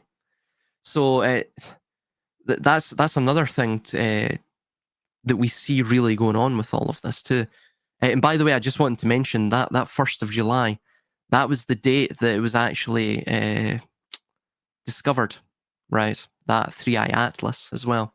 Sorry, just to go on that was a massive tangent and digression, but that was the 1st of July, which links with Ezekiel's vision. That's when it's interesting looking at this image that reminds me of the triune, what is it? What's the trident, basically, the Sea People's trident. I also see a 3 eye, Atlas shrugged with the shoulders here in this symbol. If you consider the arms Yeah, coming off the eye, yeah, and I think that's a good it's a good example of how a lot of this can be just seen as a metaphorical projection of psychological manipulation yeah. by these Well, people who have studied this forever. well, that itself is actually the psi letter. So the psi Yeah, letter yeah, in Greek is well, it's effectively it's a loan letter. It's a loaned letter from the Phoenician alphabet, which becomes the Shin letter. yep. So the Shin is the penultimate letter, and this, of course, the letter preceding that is that of the Tav letter. That's quite important as well. But the Shin letter, if you look at a bird's eye view of Dealey Plaza, if you look at First Kings, pardon me, Second Kings 21:7 as well. Anyone out there, turn your Bibles to this page. This. Are you looking for this? That's the one. Yeah, you'll see it's the psi letter. It's the same idea. Oh, And there we are. There we are, right here. yeah, and you'll notice the diacritic mark. There's basically, if the diacritic mark is in the mid left of that column, it becomes a sin, and if it's at the mid, if it's at the top left, it's a shin. But that's exactly where the sniper's nest was. Oswald. So it's the shin. If the dot is there, it becomes the shin. Why is that important? Well, that links, of course, with the Sumerian word for the moon, which you see in Yes. Mount Sinai or Sinai, literally the mount of the moon station or the moon station itself.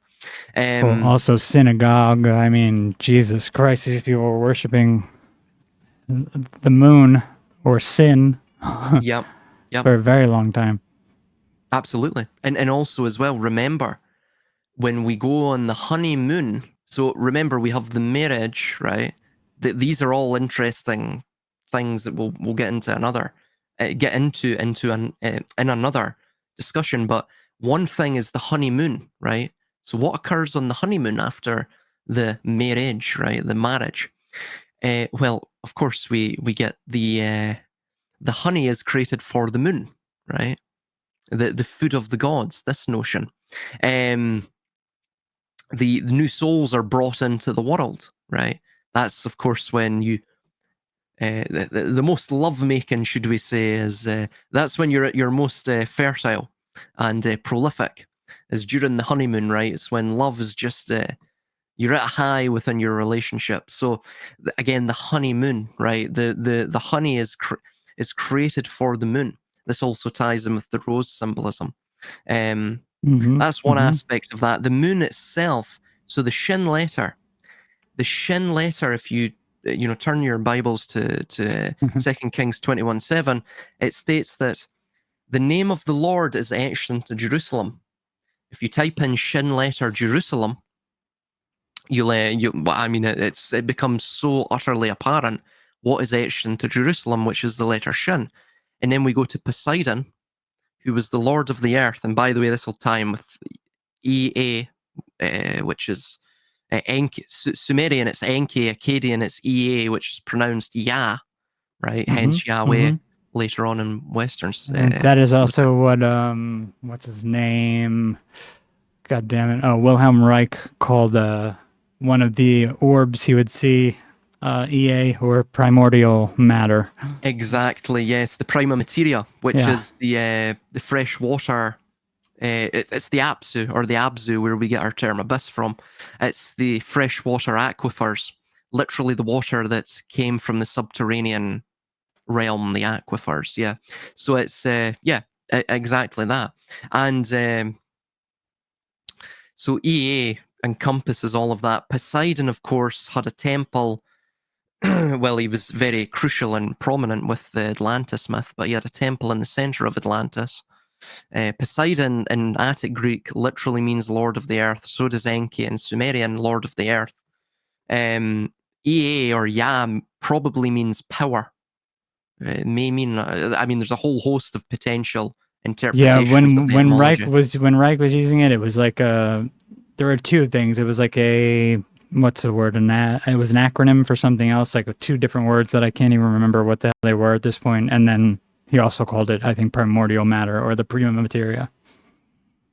Yeah, and that also ties in as well with the E and the A. Mm-hmm. So the E literally means which in Sumerian and somewhat Akkadian as well, is that of house or temple, or even it could even be relating to a god, right?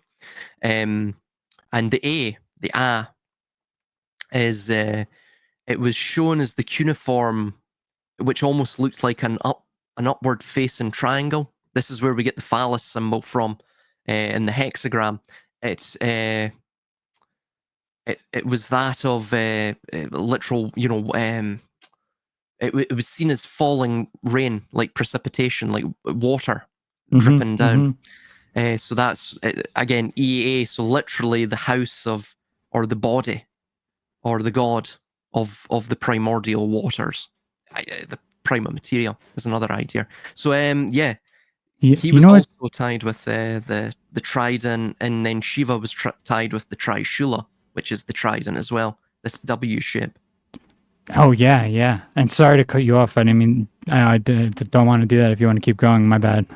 I just had one little comment to make about the sin letter. Oh, jump in, man. Jump in. Or the shin, I should say. The position in the alphabet being 21 is interesting because that, if you think of September 21st, that's about the time of the time of Set.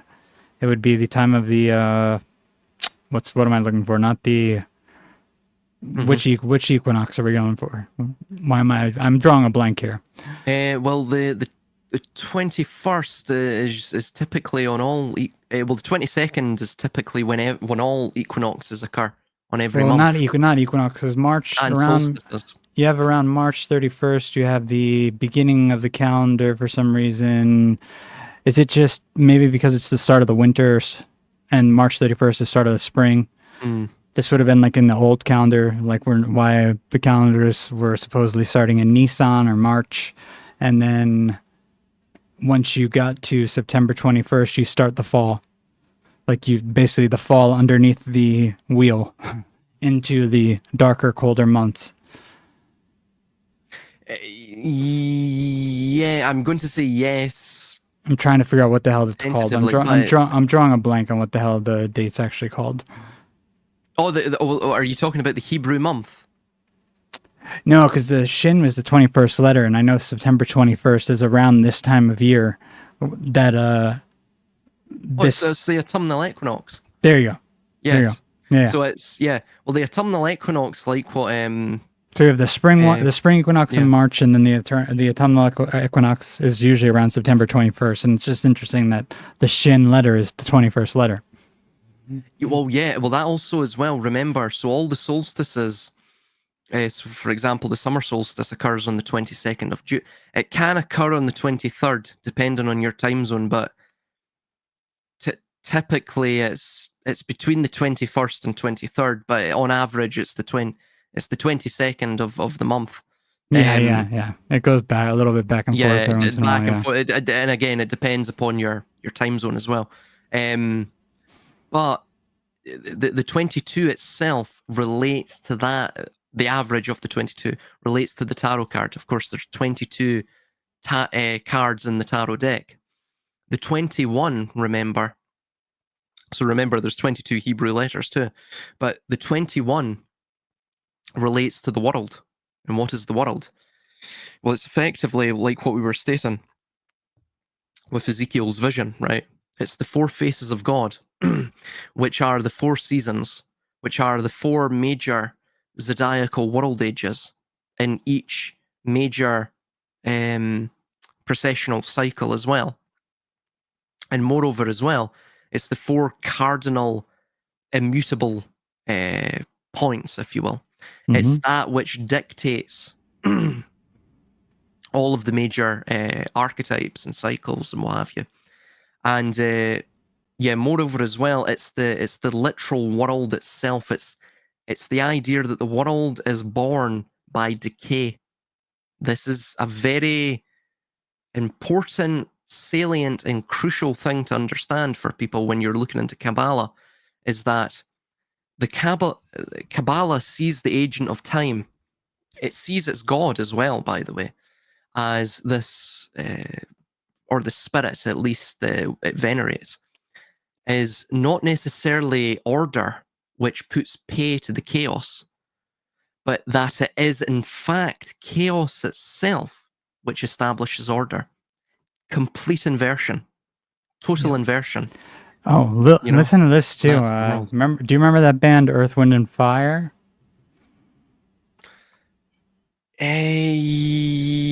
No, I don't actually know. So they have a song called September. And the lyrics start, do you remember the 21st night of September?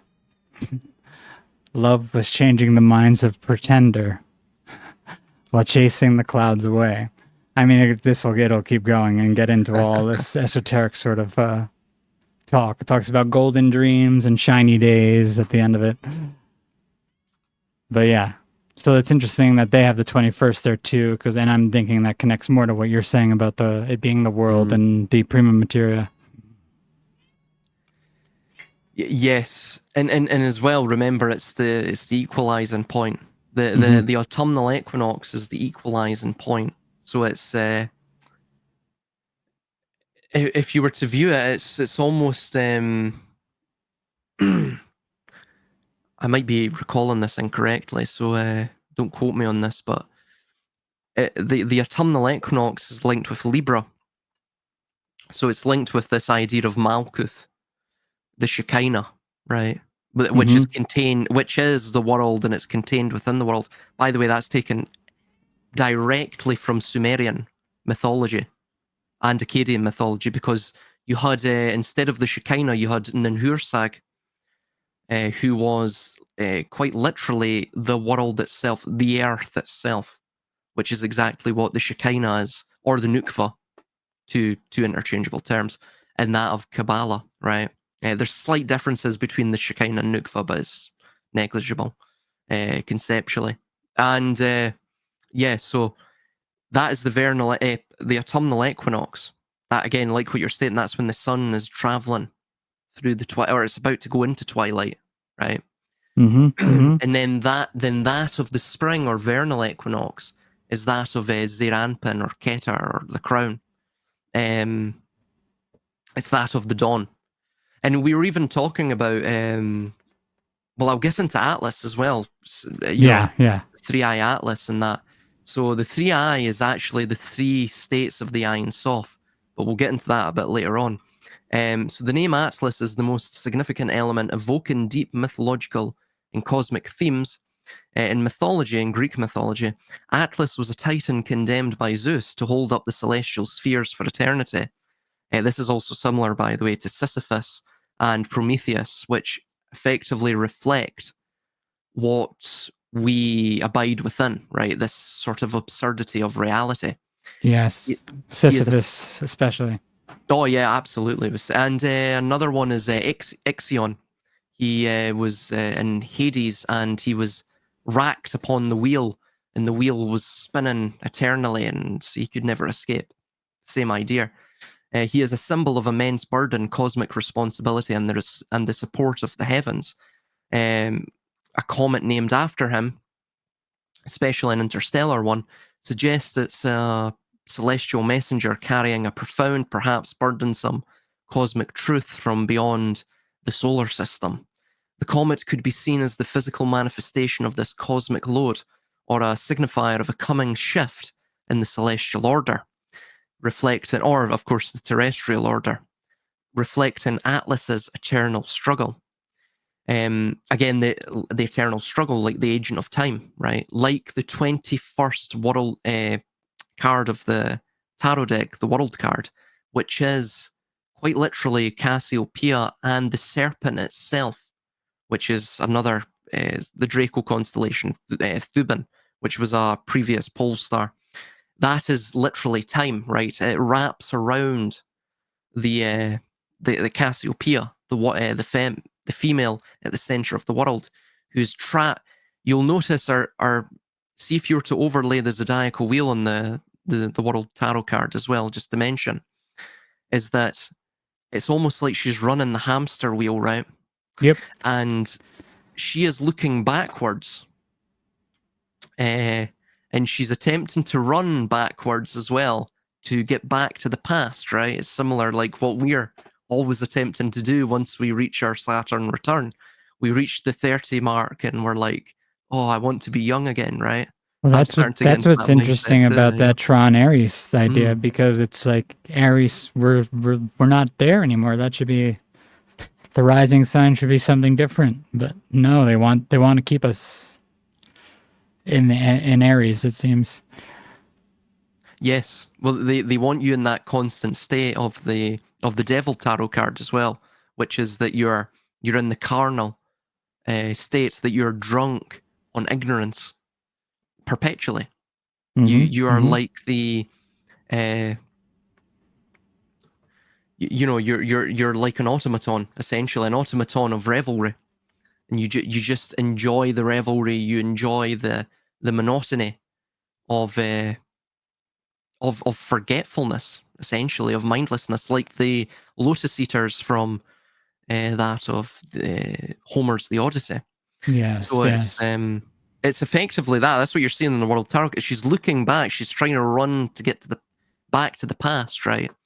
And because, again, this is how Saturn controls us as well. It controls us through time, right?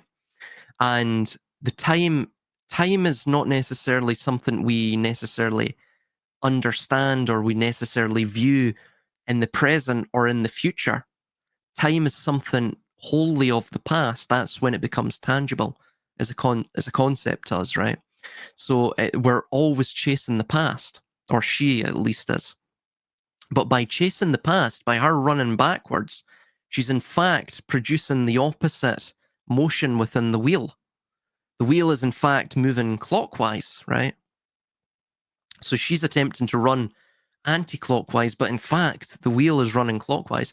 This is by the way, this is seen within the magical systems as the diurnal and nocturnal, the two differences between those two, like what we were stating with the dawn and the dusk, or even the Shekinah and the Zeranpin, the autumnal equinox and the vernal equinox, the dawn, the dusk, same idea.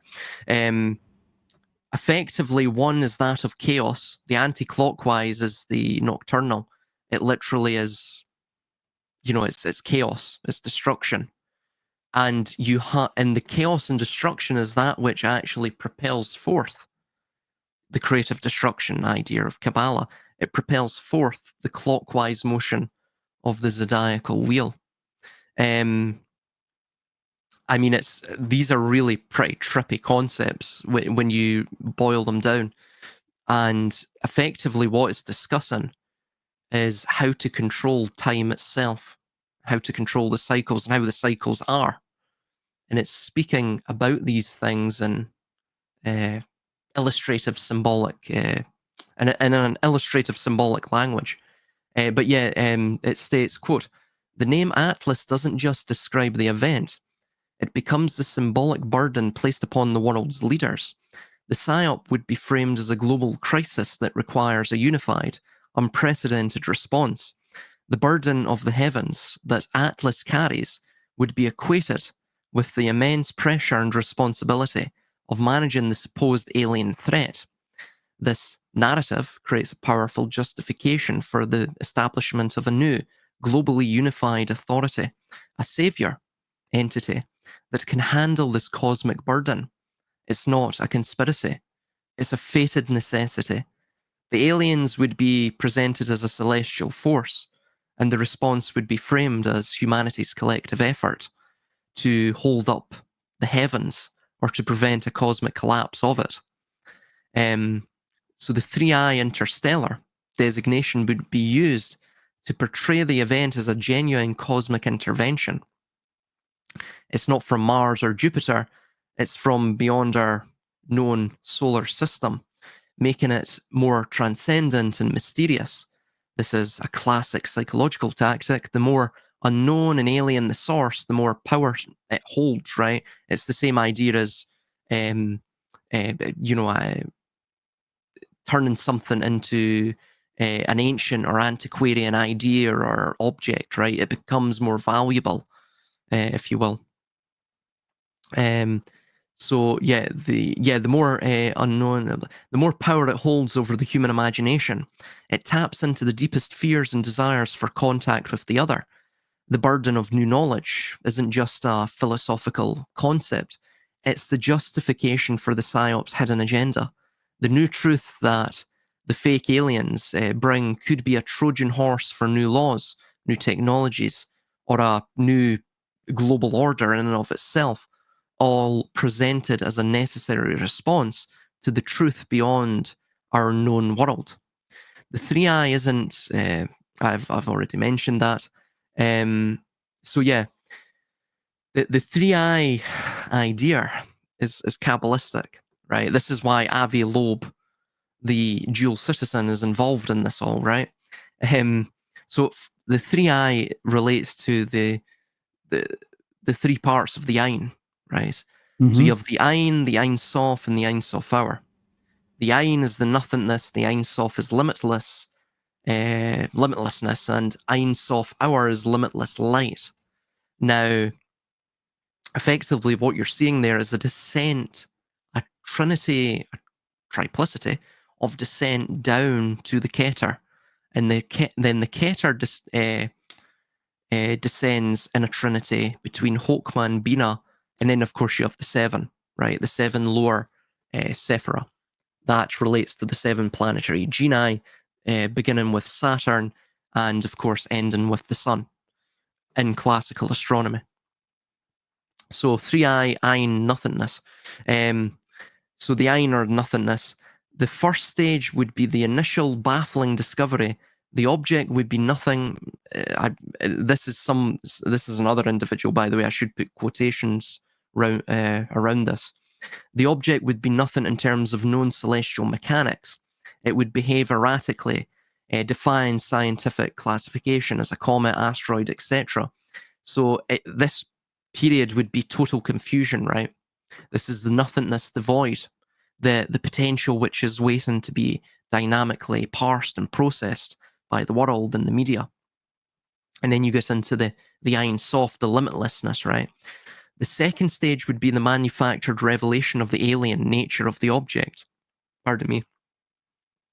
Suddenly, data would emerge or be leaked, showing the object's limitless potential, almost impossible capabilities, its speed, its trajectory, its apparent ability to defy physics.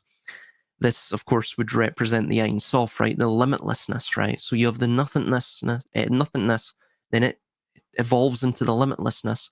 This is how it could go in terms of the media trajectory. And then you get into the Ein Sof Hour, the limitless light, right? So these are the three eyes. The final and most crucial stage of the PSYOP would be the arrival of the light. The fake alien invasion would not be a dark, destructive force. It would be heralded as a bringer of a new light, a new dawn for humanity, a Lucifer, a Shahar, if you will. This would manifest in the PSYOP as projected holographic images, a celestial messenger appearing in the sky, or a powerful unifying message that emanates into creation. This quote-unquote light would be a manufactured spiritual and technological enlightenment presented as a gift from the aliens or the gods, right? And the three eyes as well also links with the Cabalistic system. So remember, the eye is the column, right? That's what the capital I, that's this figure. This is figurative form, it's a column. The three eyes links with the three column system, which is what Kabbalah also calls itself. Even the idea of Project Blue Beam, the beam itself is a pillar. The blue is that of the water. So it's the watery illusion. It's the subconscious. It's something that's attacking your very subconscious associations with, be it religion all the way to contemporary pop culture. So it's touching upon those ideas. Blue also means destruction, by the way. In Kabbalah, it's the blue of the flame. It's that part of the flame which in fact burns the fat of the wick. This also is seen in that very interesting and mysterious, well, not so mysterious once you understand what Bow is speaking to, but very mysterious in terms, when you first initially see it. Even the music's quite mysterious. Of Black Star. He has that same idea, right? Of the wick and the candle, and in the center of it all, your eye, right? Your eyes, because ultimately that's all there is, perception. And it's also you rise. You rise in the center of it all. You rise. Bingo, yes. And if you remember The Dark Knight, there's a scene in The Dark Knight, The Dark Knight Rises, actually, I think. So, where after Batman's back is broken by Bane, he gets thrown down the center of the prison in the middle of nowhere, and they start chanting something. Now, what the chant is supposed to say, and what they told everyone it said, is rise. That's what the movie says. It says it's what the guy who's in the prison with Bruce Wayne or Christian Bale, whatever you want to call him. That's what they tell Bruce Wayne they're saying. But really, oddly, in typical Cabalistic style, they're actually saying, "Come quickly." Yes, I see. Interesting. Yes, exactly. And "come quickly," that's like a biblical quote as well. I mean, that's from, I think, it's Revelation. I think it is. I forget where in Revelation. Yeah. Yeah, it's something about saying that tell something about. There we go. They Revelation. Want they want the Lord to come quickly. 22:12. Yeah, Revelation 22:12. Behold, I am coming soon. Or look at where is that? Yeah, basically, yeah, come quickly. That's what it is. Behold, I am coming quickly, and my reward is with me, to give to each as is his work. Yeah, that's that. Now, see, I don't know how to interpret that, even coming from Nolan, because I'm like, did he do that because he's not in alignment with the darker message, and he's actually more in alignment with like a Christian message, like a traditional Christian message? Because the rise would be, you think to rise would be the transhumanist sort of idea. Come quickly would almost be like, let the tower fall and let whatever comes, come what may. Like, it doesn't matter. We're spiritual beings. We live on. I don't know. Yes, it's. See, I'm going to go out on a limb and say here that actually the symbolism you see in the Book of Revelation, in fact, is mirror. A lot of it mirrors the Tikkun, but that's not necessarily saying that. See, I'm not necessarily saying Christ is in fact Kabbalistic as a symbol, because in fact he's not. Right? Yeah. Perhaps. See, I notice this a lot where they tend to take the symbol of Christ, and it's almost like they pervert it in symbolism, and they pervert it in media. And in essence, what they attempt to do is to turn it into this almost Adam Kadmon figure, this primordial state of man, this thing which like almost a Lucifer or even like the Metatronic Enon type of thing too. Exactly, bingo. That's what they turn it into. But it's a very materialistic. The way they view it is materialistic, right? Yeah. As opposed to viewing it as. I mean, the way I view it is that, and I think we would all view it here, that it's God that repairs man. We cannot actually see ourselves as we have to believe, just for our own sanity and to maintain our ego. We have to ensure that we subscribe to the notion that we are not, in fact, the orbital center of the world. We are not gods. Otherwise, yes, we're fragments of the divine, but we're not necessarily gods in a material Well, see, power. and I think like Nolan, as much as people may say he has messages that are definitely in line with some occult views. That film in particular, not the whole entire trilogy, but the last one, it does seem to sort of reflect the message that you're saying there, because what does the character playing Batman do? He actually fakes his death and gets the hell out, stops being this vigilante because he realizes he can't keep playing God because he's not God. I'm wondering if almost the "come quickly" being spoken in Arabic by those people is them praying for a higher power to sort of help Christian Bale get out of that impossible situation. I don't know. Why would he put the wrong words in Arabic in there if it's supposed to mean rise? It just is, it's strange. Yeah, it is He also shows us in arguably. the, I think it's in the film before, he shows us the surveillance system that they pretty much probably have operating everywhere now, when he's trying to track the Joker down. So he might be doing what he can to sort of not totally, at least, promote the darker transhumanist aspects of the occult. I think a lot of the videos that I've or films rather that I've seen, not just from Nolan, but even Fight Club and things such as that, the Truman Show, and of course there's other ones.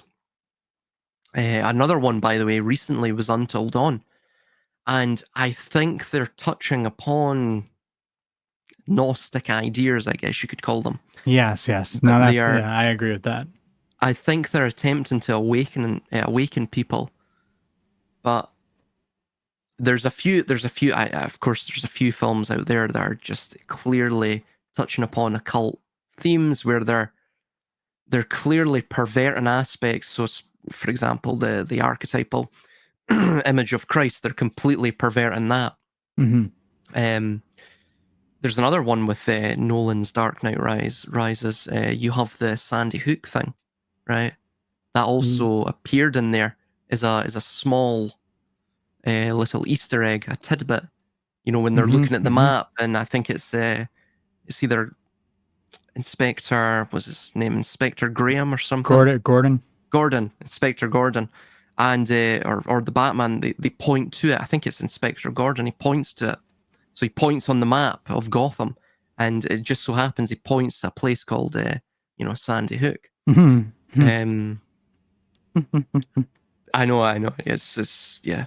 The predictive programming is insane.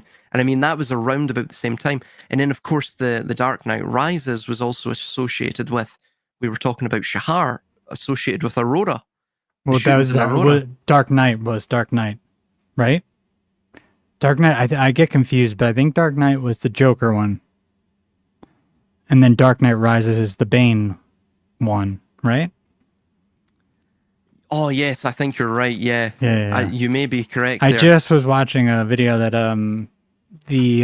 what's their group? What's Austin Picard and his channel? What are they called? The Already Dead is the podcast. I think they were doing a special episode on James Holmes yesterday. So that's the only reason I'm like have this even in my head at all. Well, it's interesting because Aurora in Latin means dawn.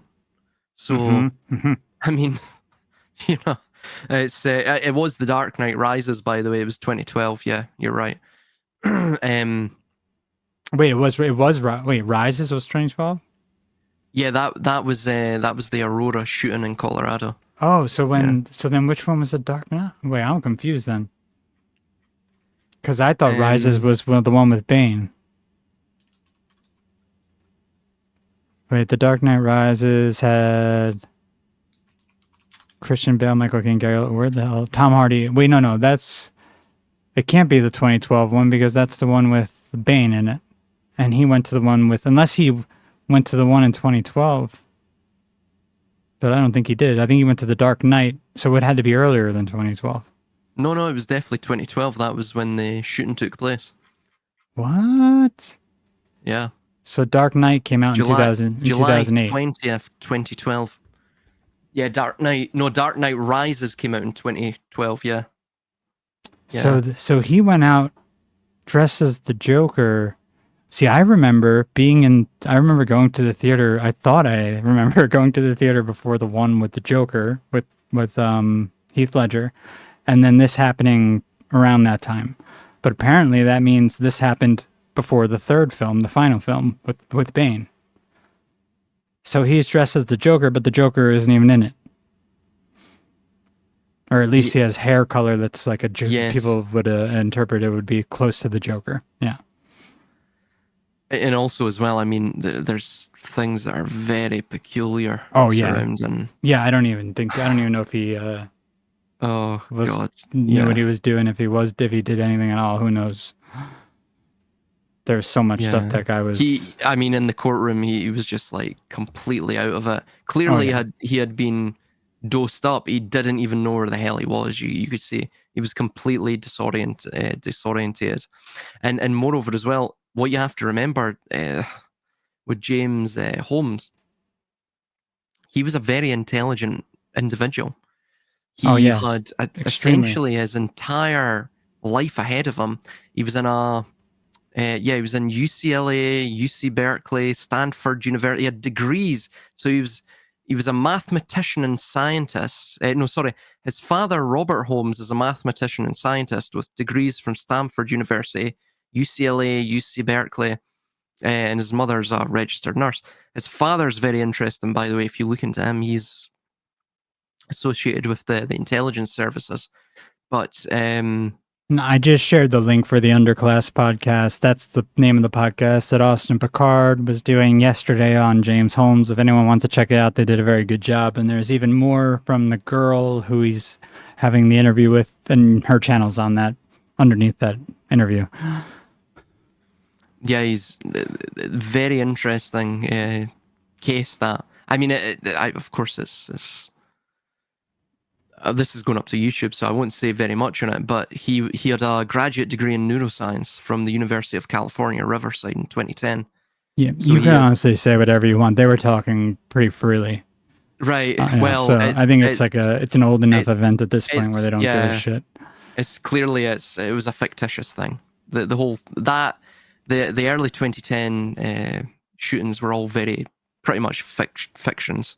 Either that or they were like some sort of a mixed reality sort of events. And by that, I mean, part of it's real. Maybe people got hurt, but there's other things going on, like parallel construction events being built up simultaneously in tandem with whatever Holmes is doing to make it look like Holmes is actually doing this all on his own when really he's being set up by some other external force because he's being experimented on, as he was being experimented on since he went to these college programs he went to.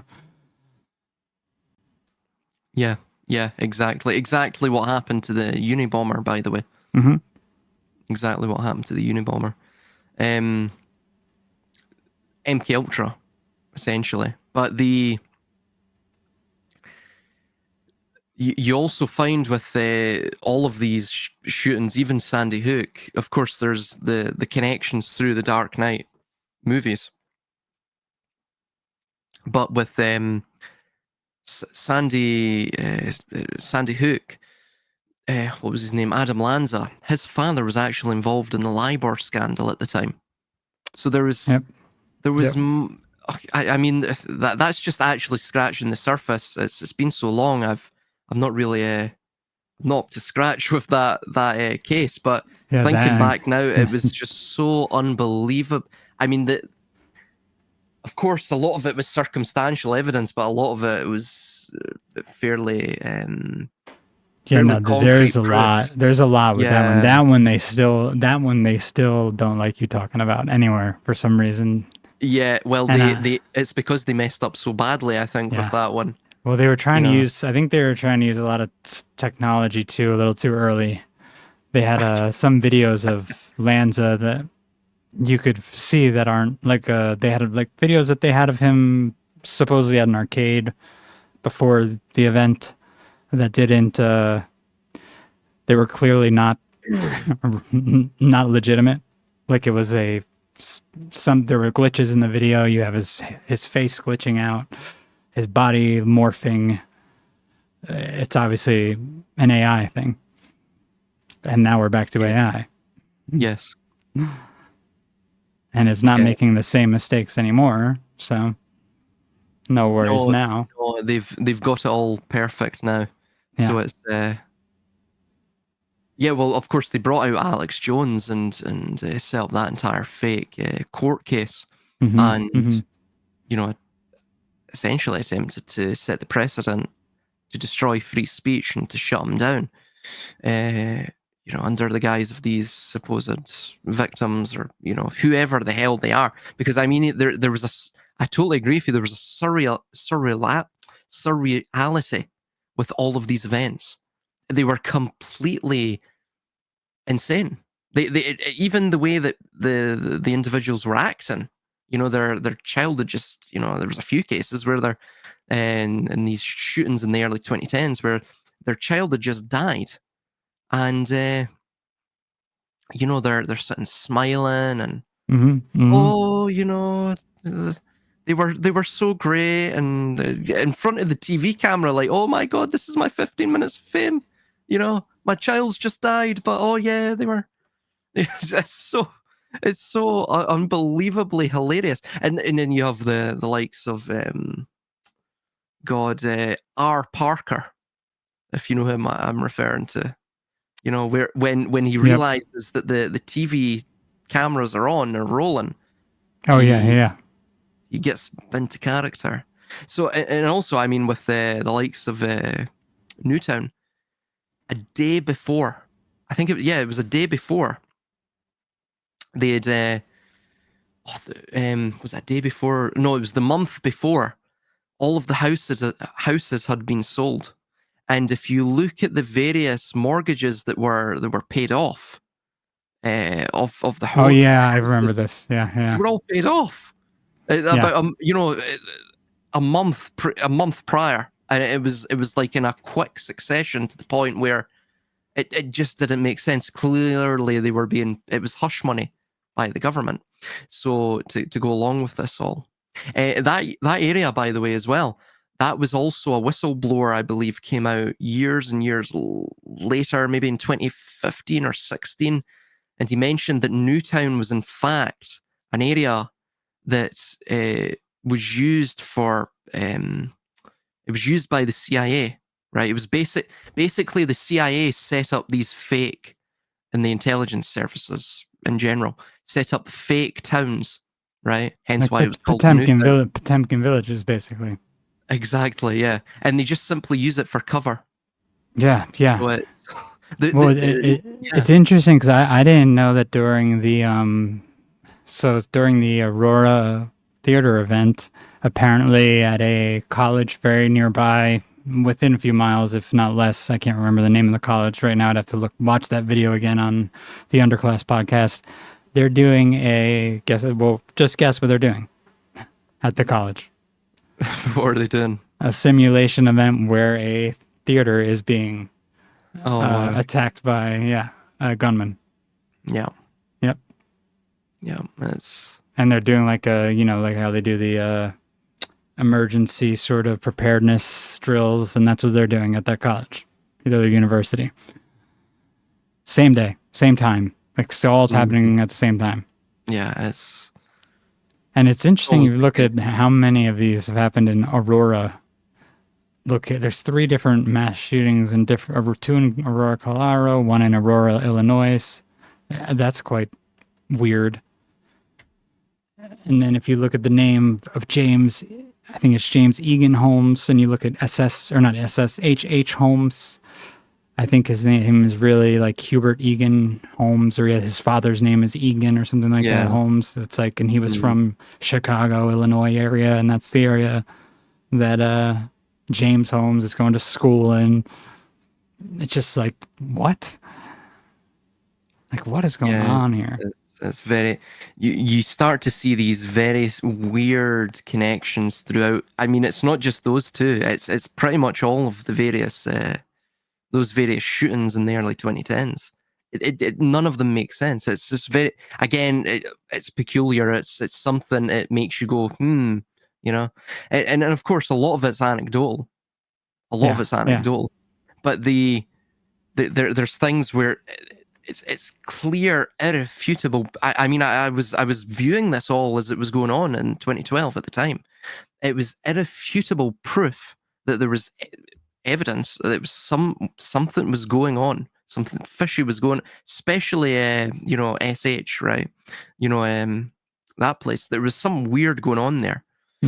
Um, just again with all of the money that was going here, there, everywhere.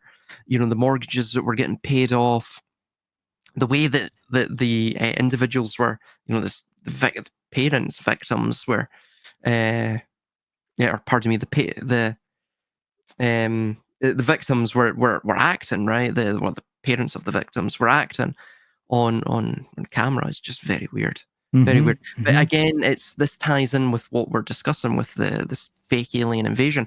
Even, of course, the hysteria surrounding that of the UFO and the UFOnauts and this entire UFO phenomenon. And the abductee phenomenon. That was a similar thing. All of it is designed to psychologically prepare and to corral psychologically the mass of population into new patterns of behavior and thinking, or to Same with the corona. Exactly. It's there's a term for this. It's called hypernormalization. It's where individuals begin to, well, it's brought about by a progressive, gradual, almost like the frog in the pot boiling, right? It's the Michael Hoffman refers to it as the Society of Spectacle, right? Basically, the Exactly. grand society, something like that. Exactly, the Society of Spectacle, where you're progressively, by osmosis, assimilated into this hyper-normalized thinking, which is basically you normalize the hyper unreal, the completely surreal, things that really make no sense. And by the way, social media is at the fore of this. Social media is at the fore of this. So it's TikTok and things such as that, right? YouTube as well, Facebook, I mean, X, Twitter, whatever. All of these social media platforms are at the fore of this, where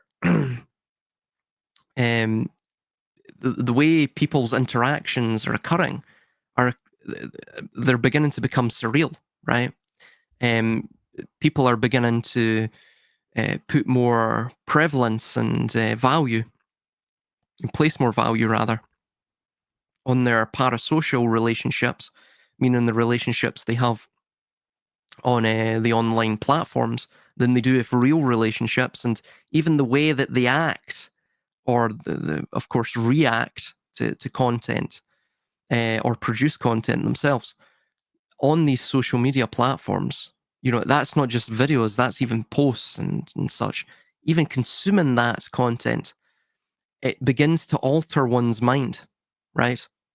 And you have to be very, very careful what the hell you're watching. You have to be very careful as well what you perhaps are giving your time to as well, because you have to be constantly cognizant of the fact when you're on social media and you're scrolling through news feeds, that what it's doing is mentally terraforming you. That's what it's designed to do. And again, it's to bring you into this hyper normalized state of being where the surreal becomes completely normal to you, right? That's why, of course, now you can transition into a woman. This is the hyper reality we're living in, right? You can transition, a man can transition into a woman, but at the same time, a woman, if you ask someone what is a woman, they will have no definition of it, right? One of the woke individuals, of course, right? So even Congress, Congress men and women have also, it's brought up blanks in their mind when they've been asked what is a woman.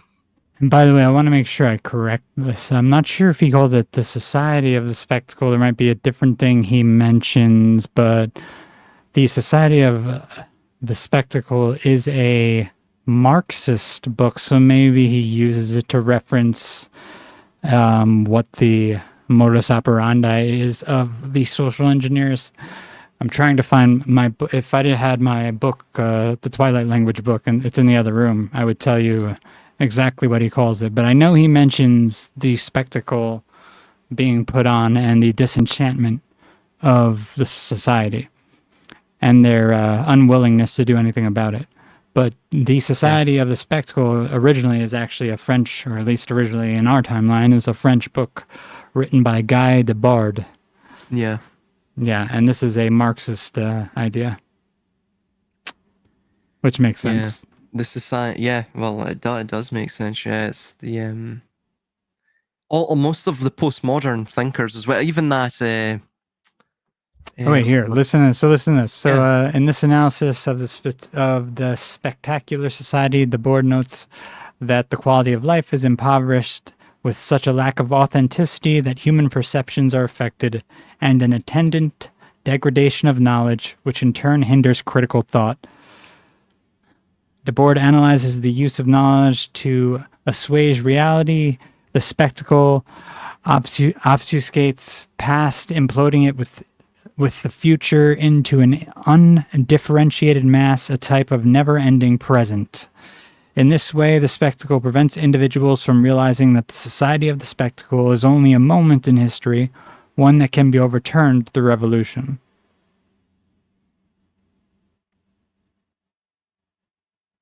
Yeah.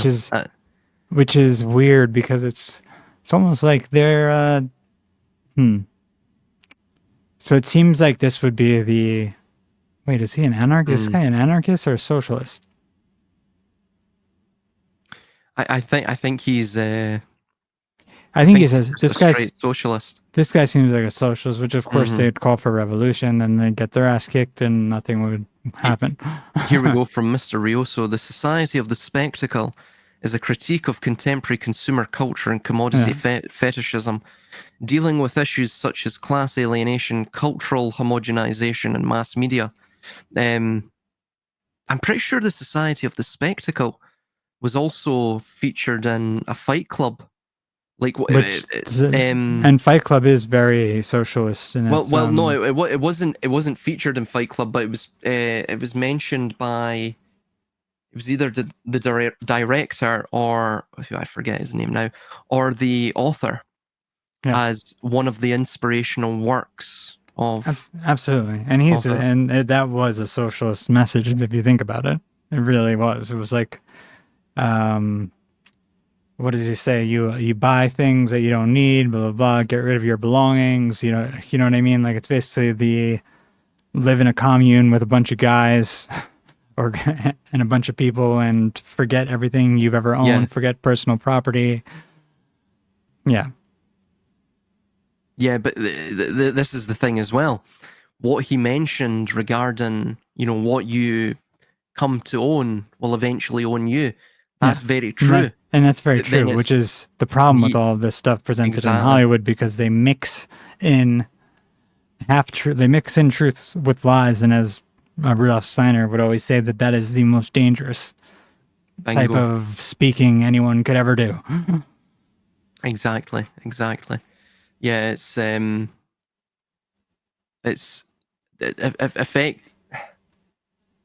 effectively you're seeing with Tyler Durden. Tyler Durden is the demagogish, cliched communist leader, like a Che Guevara type. Or even a Fidel Castro, that becomes this absolutely insane, who speaks truth, but behind the truth there is a man of just pure, unadulterated lies, that he even lies to himself regarding his own nature. He's not good. He doesn't want good. Here, listen. Power. This is thesis 134 from the Society of Spectacle. Only those who do not work live.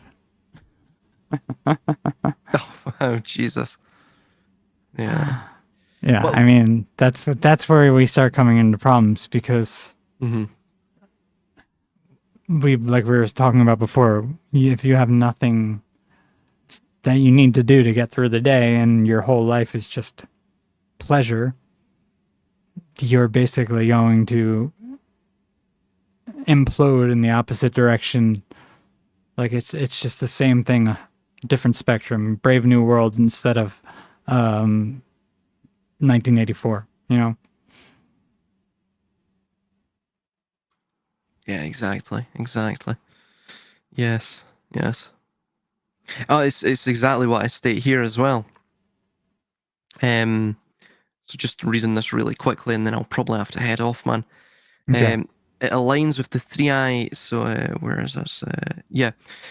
So the three eye Atlas fake alien invasion comet, pardon. It is a 5 years. Yeah, it's 5 years after the majority of the needle crafts. I've already mentioned that. Yeah, so another thing to mention is that what we're seeing in the geopolitical stage, so this Russo-Ukraine war, is that there's a need for this type of fiction within the American geopolitical system, right? And that system is based on the entire narrative that power projects throughout the ages. Um, you know, well, pardon me, this power projects throughout the ages, so it's not necessarily American, but the American geopolitical system. We'll just use that as a sort of catch-all term, right? To mention or to describe the current global hegemon. To reassert its interests globally through a war with Iran and the fragmentation of the Russian Federation before it wrests control of Ukraine and half of the grain supply of the world from the US. So that's what Russia is attempting to do. I mean, it's quite a masterful move with the Russo Ukraine thing. Again, narratively speaking, right? Mm-hmm, mm-hmm. Um, these exports feed approximately 400 million people per annum, with the majority of these being situated in the resource rich and Western jaded global South. Naturally, if the US possesses the universal credit token of their global protection racket, the dollar, then the only axis of attack is by monopolizing tangible and necessary resources like food, which consequently diminish the confidence held in the US dollar. And at that point, it's clear lack of exchangeability for resources. So basically, if you, instead of trying to defeat the dollar by creating a rival reserve currency, you simply destroy the dollar by destroying its exchangeability for resources because you control all of the resources, or you control, for example, in the case of Russia and Ukraine, you control, what was that, like 50% of the grain supply Yeah, worldwide or yeah. something. In terms of China, due to the Chinese reliance on the dollar system and the over leveraging of the Chinese economy, then it is unlikely that China will enter into direct military conflict with the US. However, if the US, like the Thucydides trap of old, this is a script that constantly replays, or at least most of the time, that saw Athens abandon its democratic and primitive humanistic principles, invades and annexes other lands as a means of staving off the inevitable yet progressive deterioration of its economic and political system, then it may draw the ire of the rest of the world and its near peer competitors, as did Athens. In such a scenario, China may seek to undermine the US militarily. In short, like any protection racket, if the victims begin to resist in a substantial and precedent setting manner, and further, if the mafioso does not quickly set about rectifying this egregious undermining of its authority, then the protection racket will cease to be and the mafioso will be swiftly dispatched. Naturally, all of this is a fiction, but to maintain the belief surrounding the reality of this projected narrative, which is what perpetuates the alchemical political state of power, then it is crucial that the projectors of power, the people, are made to rationalize in their imagination the evolution and expansion of power through these geopolitical dramas that are carried out on the world stage. From this rationalization, they formulate the reality in their imagination and then that reality becomes projected onto the canvas of the world. And then you have, from Golden, Rosencrantz and Guildenstern are dead. You have this very famous line which is Richard Dreyfuss, who is the director of the Meta Theatre, the play within a play. He states, it's hilarious you just mentioned him. Really? I was just talking about him. Yeah, 'cause I was just watching Jaws the other day. Oh yeah. Yeah, that's hilarious. Dreyfuss, yeah. But he mentions we're actors, we're the opposite of people, right? So it's exactly what the majority of the masses are. They're actors, they're the majority of people. They're the opposite of people, pardon. So all of these scripts, alchemical dramas designed to establish everything from nothing, which is what Kabbalah is. It's this idea. Hence the Ein or Ein Sof and double bookkeeping or fiat monetary system. Again, everything from nothing. In essence, power is born from the mind, the collective imagination that is steered from the multitude of false memories and false beliefs inculcated in the populace, which form the basis of the pious fiction or noble lie that power requires to exist and persist. The imagination is born of the word, the idea, and through generational conditioning via propaganda and events, educational brainwashing, and cataclysmic events. It begins to instill in the epigenetic memory and zeitgeist of the people a certain predisposition towards the desired modality of thinking, doing, and being that augments and perpetuates power. On the stage, any stage, there is this implicit assumption that there is no objective reality besides what is portrayed to the audience and actors alike. And that both the audience and actors dwell in this isolated fantasy of the drama, this hyper reality. That was written by the now unseen playwright and directed by the scarce and seldom seen director. Unfortunately for the most, these fictions become sacred cows after a while, and man himself has a strong tendency to simply believe the reality in which he is presented, without question and with little to no hesitation. Again, false memories carry with them the instruction of the engineered meme, which in turn inspires actions and ideas in the populace, the conduit, that are conducive to the future vision and interests of the power elite. Power is alchemy, politics is theatre, society is orchestration, people are actors, nations are stages, economics is audience participation.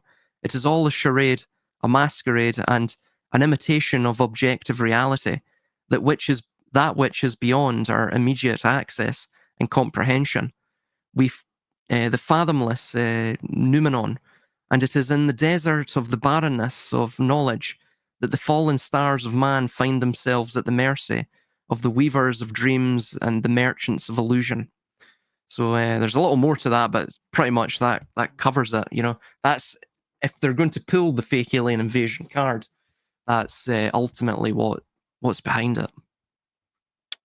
I love it. I mean, I'm trying to think if we missed anything really quick. Let me see what the chat's saying right now. You nailed that, by the way. Where the hell did my chat go? Can you see the chat? I see my chat on it. Oh, they're there. Okay, we got Russia, America run China, Orwell Huxley. I watched Jaws the other day. Yeah, everyone's watching it. It's so weird.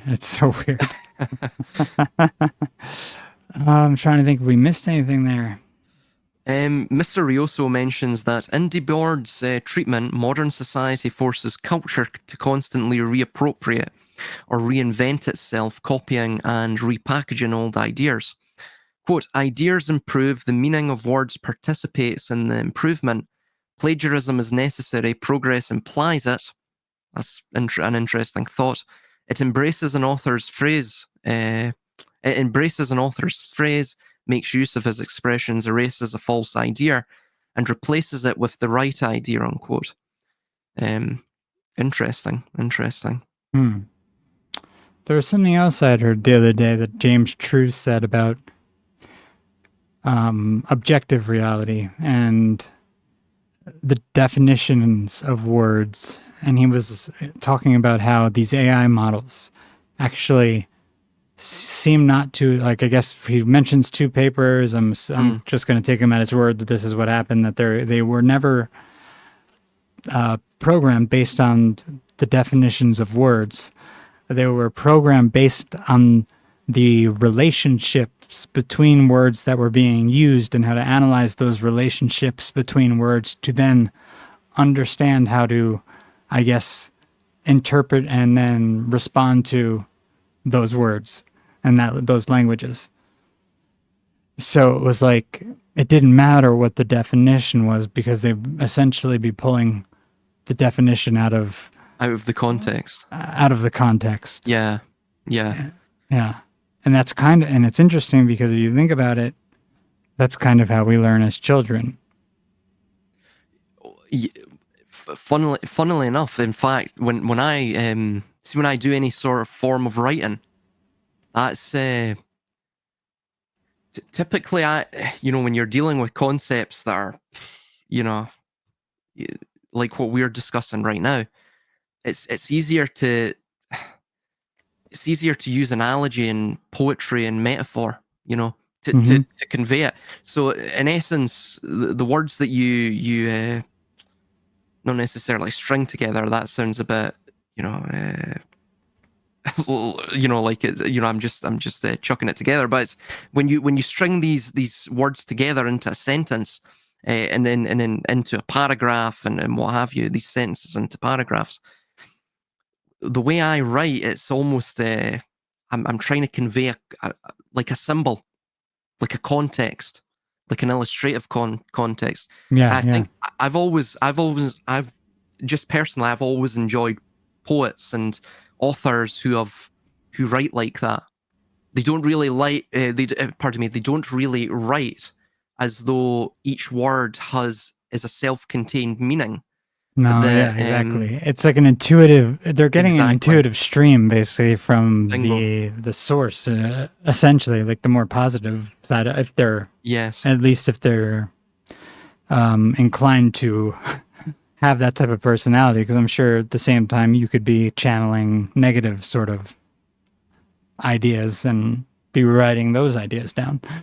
But I mean, it's obvious when there's something that's truthful and beautiful that's said, that's intuitive. It's almost like you're pulling it from the future in a sense, from a different time. Exactly. It's this idea of the superposition of potentiality and all of that.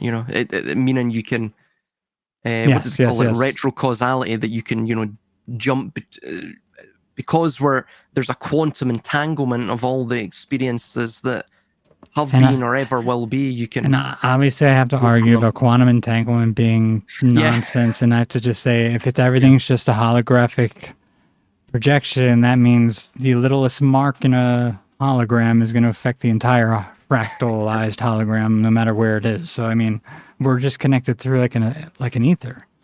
So those, wherever you are in time, that ether is there. That field is there. I think that's even a better way. This way you don't get this spooky action at a distance, stupid particle atomist idea. Well, even with them, the reason I use those terms as well is just because it's. Well, I know, It's just that's just how they use it because, and they're actually they're very materialistic as well. Yeah, not all of them, but the ones who are not materialists, they are usually ousted by the orthodoxy. And I mean, even the idea of the wave function collapse. Yeah, this is something we brought up once before, and I'm totally vague, by the way. It's something that would come out of the. It's basically a placeholder, meaning they relating to or conveying the fact that they do not know because they're materialists, so they can't necessarily contemplate it. The wave function collapse, but that's the idea of the pure potentiality going from a state of unconsciousness to a differentiated conscious state, where it goes into disparity and all of this, right? So well, and this is, I think, that little this little idea that we've just mentioned at the end is going to be the make or break point for them as to whether or not they can achieve their transhumanist goals and transfer consciousness through the means they think they understand. Exactly. Yeah. Yeah. Well, all And I think they're gonna have conspiracies. a problem with that. Yeah. Personally. Well, the thing is, all conspiracies, at any point they can break down, but typically right before they're about to, spring the final trap, if you will, on their oppressors or whatever it may be. Um, that's the point where everything can go, as we say in Britain, absolutely tits up. Mm-hmm. You know, Mm-hmm. and it's at that point it's the threads are worn so thin that the conspiracy itself almost becomes evident because it's so close to its objectives. So it becomes evident to those it targets, which of course in this context is us. So we become ever more cognizant. The closer they get, ever more cognizant of their of their presence, of what they desire, Mm-hmm. of Mm-hmm. their conspiratorial aims. So, yeah, Exactly. they will fail. Yeah. Yeah. Let's just hope that they don't fail so hard that it takes everyone else out with it or with them. Well, that's the other potential. Oh man, what do Yeah, you think? Should we call it? well, yeah, I'll have to head to bed, man. I'm slurring my speech here. No, I think that's a good. I think it's a good place right there. I enjoyed the show. Thank you for coming on, brother. No, it's absolute pleasure as always, man. It's good to catch up with you. Yeah, definitely. Always It's been too fascinating. long. It's been too long, and thank you everyone who came and joined the chat. I'm surprised so many people came. It's actually a good thing. Hope you guys come next time we do something. You still there, Silas? Yes, absolute. Yes, and Silas's link is in the description. Besides, if you want to share yours, mine's youtube.com/Chris Miner official. My Linktree/Chris Miner link is in the description as well. Follow Silas. Yes, sorry there. Sorry about that. I had myself on mute, so that's Oh, why no there was a problem. No bit of problem. a awkward pause there. It's a late night mistake, but yeah, I'm at Silas Speaks. You can also find my books, Silas Gautier. The way you spell Gautier is Gauthier. You can also email me at silasspeaks@gmail.com. If I know obviously if the cost of living and such, if you can't afford the books directly, I can provide you a PDF, PDFs of all of my books. So if you can't spare any, um, any coinage, then I can simply just give you the books for free. That's the That type of guy democratizes Silas is. information. For real. Silas is a great guy. He is. So appreciate this, man, for doing that for all you jabronis out there who can't afford $10.